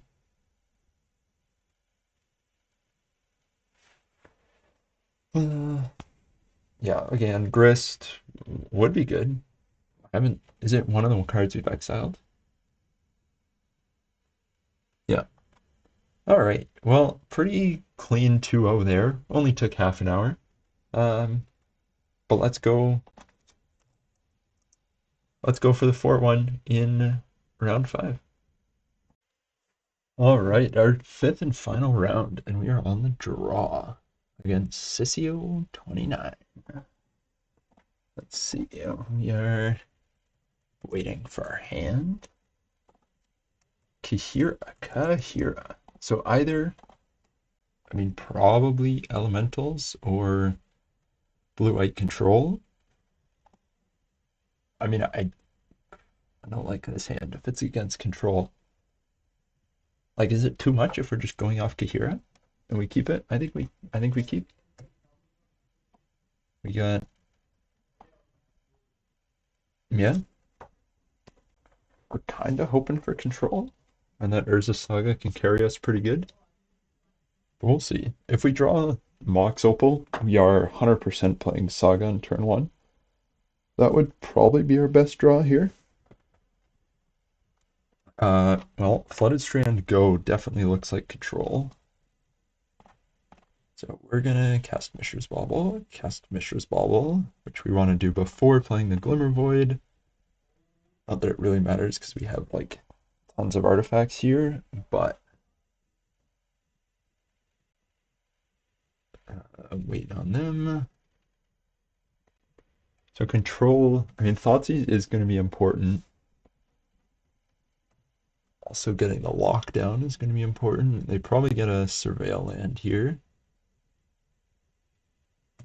And then this is why another reason to play Codex Shredder first, because of how common Surveil lands are. They're going to put it on top. Nice try. It was another land, so I don't know if they just wanted it or they just wanted us to use our Codex Shredder. We will, like, our plan is to use the baubles on ourselves, but the plan is to do that the next turn when we have access to Codex Shredder. So they're going to Surveil. They're going to put it on top again. And then they're going to Prismatic Ending and Codex Shredder.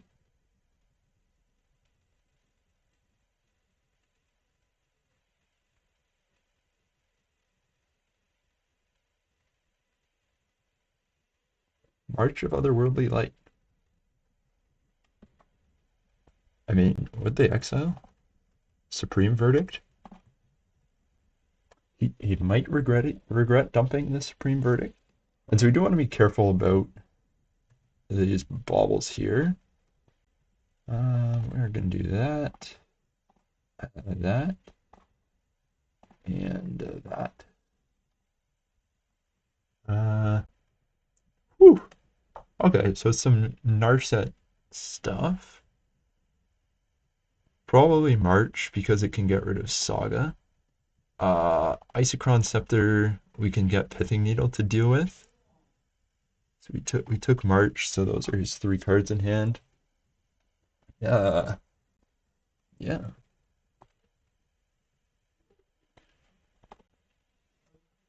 Well, I mean, if he casts Days Undoing here, I think that's fine.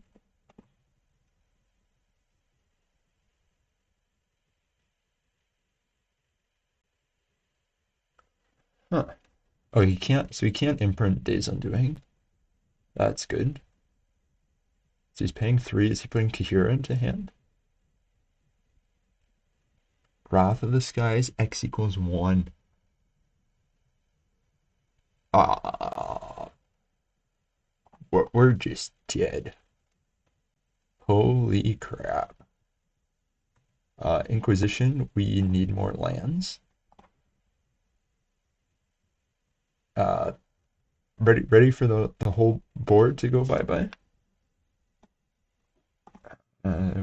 Looking to have and another one on top. Holy crap.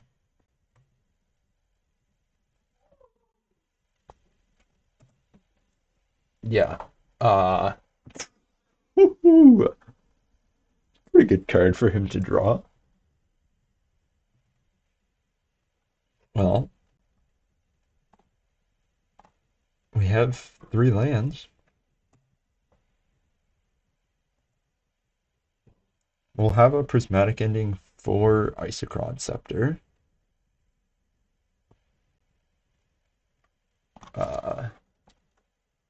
Well, that's about one of the better cards we could draw.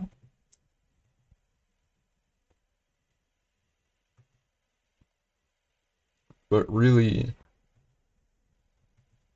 yeah, not very good. If he puts like a counterspell under Isochron Scepter, uh, I think we hold Opal. The question is it worth it to get Codex Shredder back? And I think so.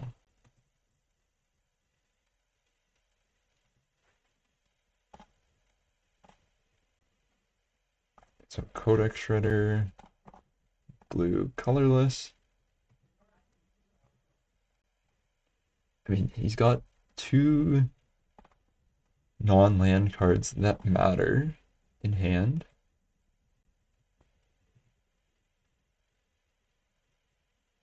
Like honestly, we might just be on the like fair mill them plan. And we're probably getting a Mishra's Bauble back. Like, yes, we're looking at the same amount of cards, but it lets us filter a bit. So we are gonna mill them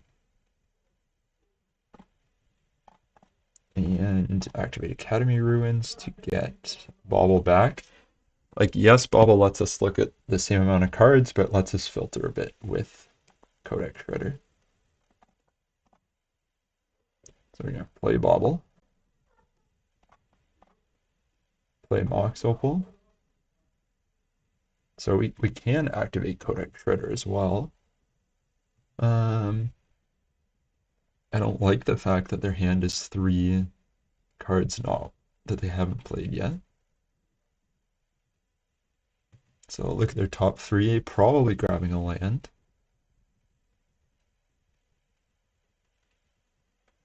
So that's two unknowns and then one likely land. Honestly, like if they cast Days Undoing, I think we're fine with that. That's probably the land they were looking for.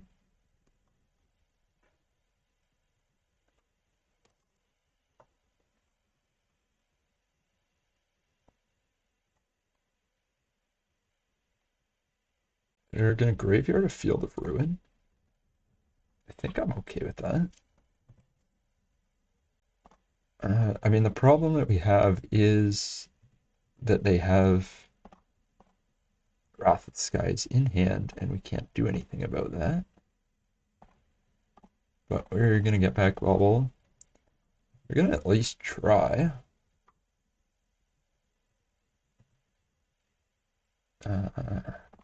Man. Well, we can sacrifice Codex Shredder to get back like a Thoughtseize or something. This is definitely a matchup where clock is going to be very important. So we're going to do our best to skip through quickly when we can.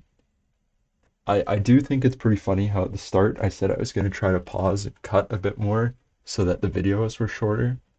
And then I don't know the exact time right now, but I'm guessing it's still going to be close. Okay. Sink into Stupor. That's the side we want them to play it on.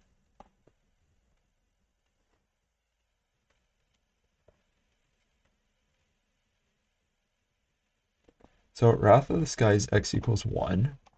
We're going to look at their top card. It's a land. And then I think we're going to use Codex Shredder to get back Thoughtseize. 2, 3, 4, 5. Like the one thing we can do is use Academy Ruins to put back Codex Shredder to then get back anything. So yeah, it's going to destroy Cookbook and Opal. Kind of surprised they've been Field of Ruin with Academy Ruins out, even though I think it would have been worth it for us to use Codex Shredder to get it back. And realizing now we can't actually cast Thoughtseize. So let's see what this Bauble draw is. If it's an artifact, I think we still get Codex Shredder back.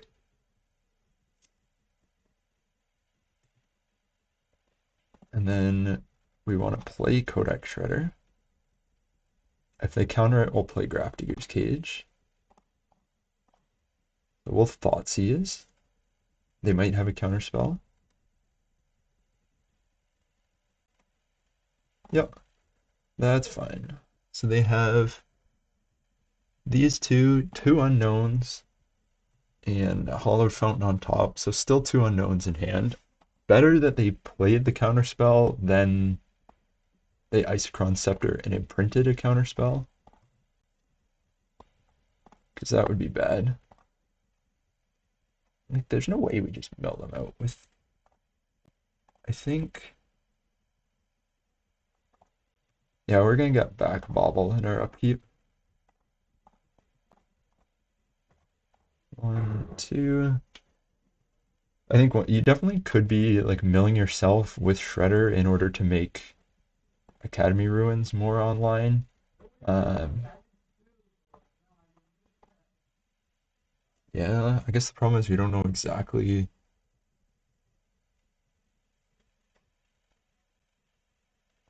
They're thinking on Grafdigger's Cage. Maybe they're playing Snapcaster Mage. That could be a card that matters. Like, we do really need an answer to this Isochron Scepter. Uh, yeah, I mean, that kills us in 6 turns. I guess the one, like, if they have Days Undoing and they play it, they can make us draw 7 to get out of Bridge.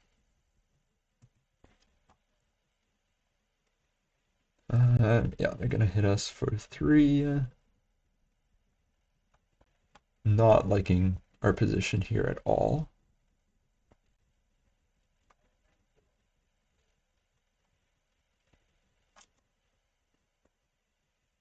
What are you trying to do?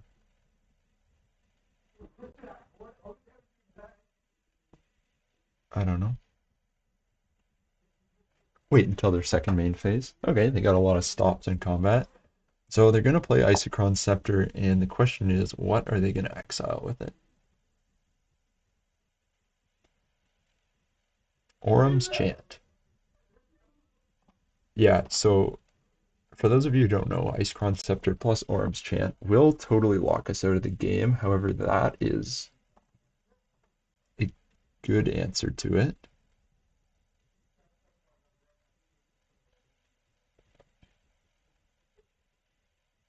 So it says target player can't cast spells this turn. So that's going to let them. Now, Whir Invention will let us get.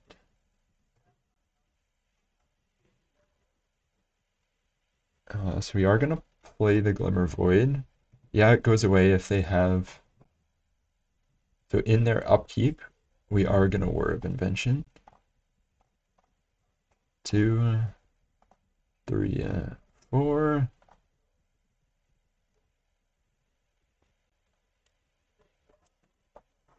And we'll see if they use. Okay, so we're going to get Needle. It doesn't totally save us here. I mean, we have so many things that we care about. Like there's so much that kills us right now.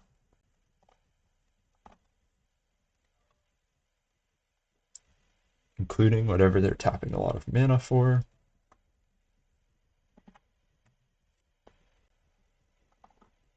Being a Lorien revealed. So they have a very full hand. They really are not casting this Days Undoing, which, yeah, you don't usually want to cast it without a Narset. And yeah, we're just gonna mill ourselves. If we hit something good, we can get it back with Academy Ruins. Are they just gonna cast an Orum's Chant? Alright. That's useless. So we could pay 5 to get Whir Invention back. The other thing we can do is we can now Prismatic Ending a Solitude.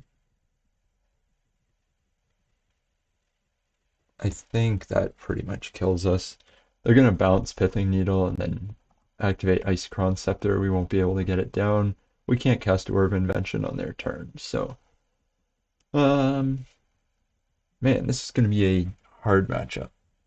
So I think we want Ashiox for sure. We want Tezzeret for sure. We want Pithing Needle. Basically, we want cards that make ourselves more resilient to uh, like Wrath of the Skies. Ensnaring Bridge, we're gonna leave one in so that we can find it with Whir of Invention, but outside of that, not probably not gonna win us the game. Do we want like Leyline beats Orm's Chant? That's it. Grafdigger's Cage didn't shut down anything that we saw them doing. Cookbook is also useless. So that drops us down to 59. Prismatic Ending doesn't hit a lot. Hushbringer hits their Solitudes, which are probably coming out. So maybe we do just bring in two ley lines. It's not really a card I care about. Like, are we bringing it in just for Orm's Chance? Yeah, I guess. Like, I guess it's Solitudes so we can, or Hushbringer so we can still attack. Yeah, maybe we just bring in Hushbringer. Like, just for a body. It's not a good body, but it's a body.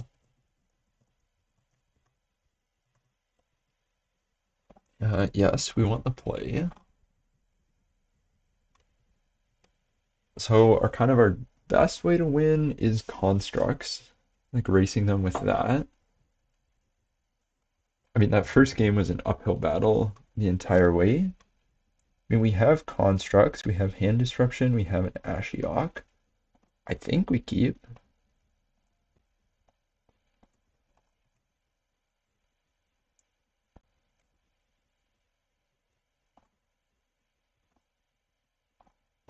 We're gonna lead on an Inquisition. Well, they have Scepter Chant, they have Hercule's Recall, they have Narset. So really, we don't want them doing any of this. All of this is bad for us. Like, I mean, we have to break this up. So, like, that's the thing with Scepter Chant, is that we're kind of forced to take one of those cards, um, which I think is the Scepter, because Chant for one turn, like, we can still play Urza's Saga. Um, but yeah, Hercule's Recall deals with all the tokens. Like, oh, I frick. Uh, Wrong land there. Definitely should have been an Urza's Saga coming down. Even more so now. Although I wonder if they shuffle here. They might not shuffle.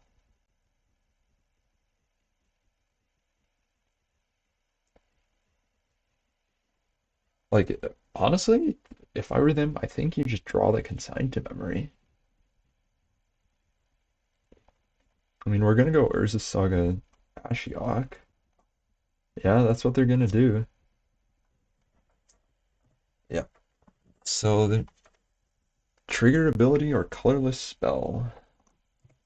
What is kind of unfortunate here is they can make it so Urza's Saga doesn't produce any mana. I mean, Hercule's Recall is just really strong against us. Mystic Gate. Did they Orm's Chant us here?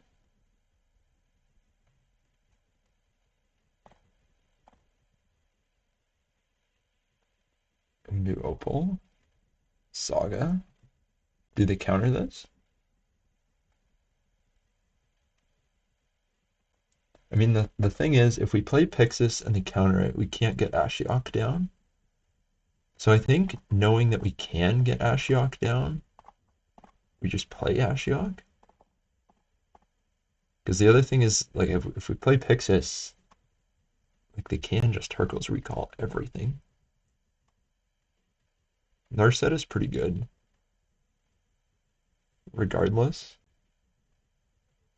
So maybe playing Saga turn late actually won't be a total misplay.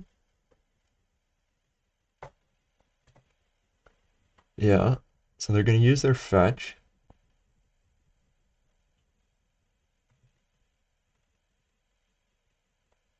Because they aren't able to use it once it's down.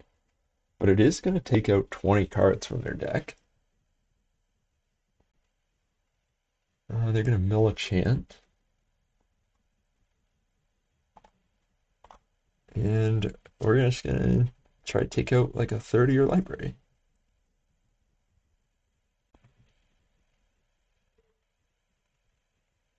Like at some point that Hercules Recall, basically we have to force them into a position where they need to cast the Hercules Recall. And I don't know exactly how we're going to get them in that. Like if they just play Narset here, like if they play Narset down tick and find a wheel, we're probably just dead. Well, then we can Prismatic Ending. Well, yeah, we have land off Pixis. Yeah, so they're gonna Narset. Look at their top four. What they play here? The island. They're one, two, three, four, five. Plus one more. Oh, plus the planes.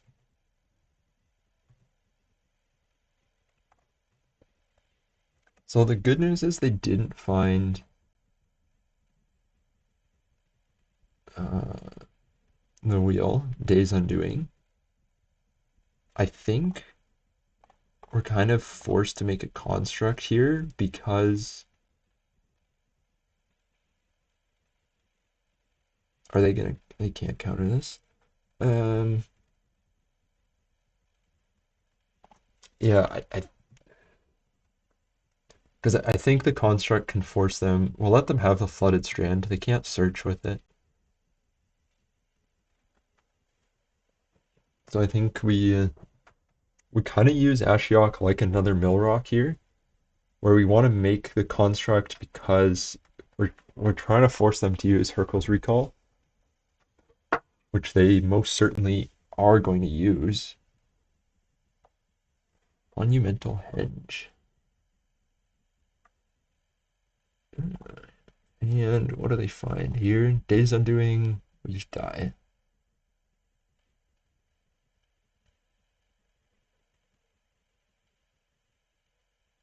They would have taken a Days Undoing like right away if they saw it, I think. Oh, well, no, okay, they would have just done that. Um,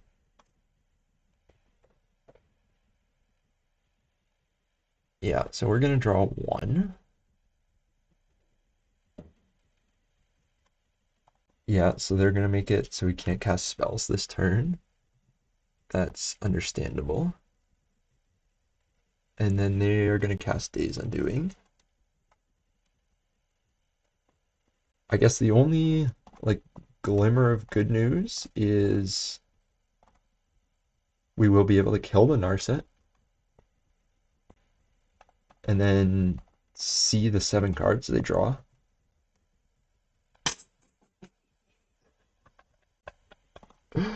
Uh, so in conclusion, we're dead. I guess what kills us the most here is definitely Wrath of the Skies. Um, like we can Pithing Needle both to fairies, but then they're just gonna Wrath of the Skies. So that doesn't really help. I mean, I guess we get Pithing Needle. They're they're just gonna like we're so dead. Teferi Time Raveler.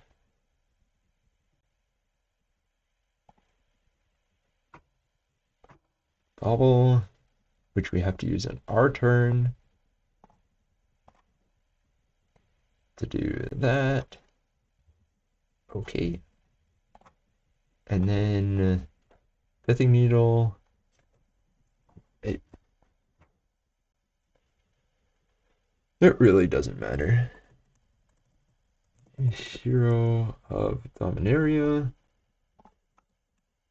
And then we're going to get in attack Narset, which I guess given that we were attacking Narset, probably didn't need to use the bauble right away. Gonna Ashiok down tick. And then maybe do that. And then gonna absolutely cry our way through Wrath of the Skies.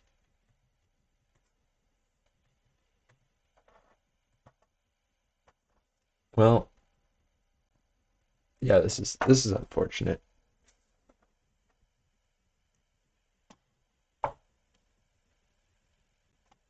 They're gonna end up with like Kahira being their only win con.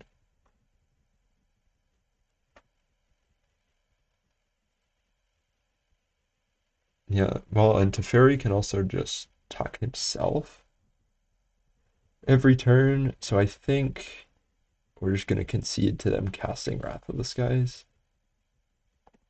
Yeah. We're dead. Not a particularly close final game, a particularly long final game, but let's talk about it. So, overall, our first round, well, as Moto decides to just freeze on me.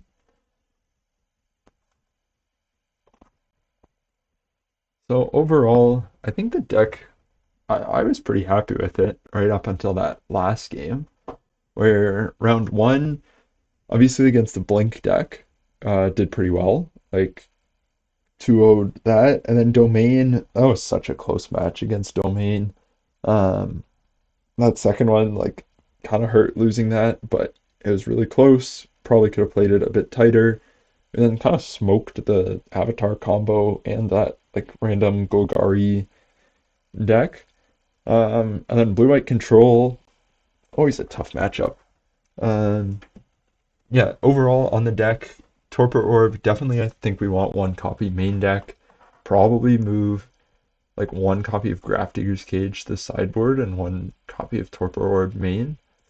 I did like having Prismatic Ending, and I didn't really feel like I was missing Ancient Stirrings all that much. Maybe a bit in the last game because it's a bad removal matchup. But apart from that, like, was not missing Prismatic Ending. The mana felt really good. Apart from, I guess, again, the last game where the Glimmer Void died with everything else. Academy Ruins was really good. We got to see it go off. The discard was very effective. So yeah, overall, switching Torpor Orb and Grafdigger's Cage, and I think I'm pretty happy with that. Let's crack treasure chest. Yeah, whoa, 85 play points. I will take that for sure. And kind of two useless cards, but 85 play points is good. So I will, yeah. Thanks for watching. Hope you enjoyed it. Yeah, big fan of Mox Opal. It's been doing really well, and I will see you guys in the next one.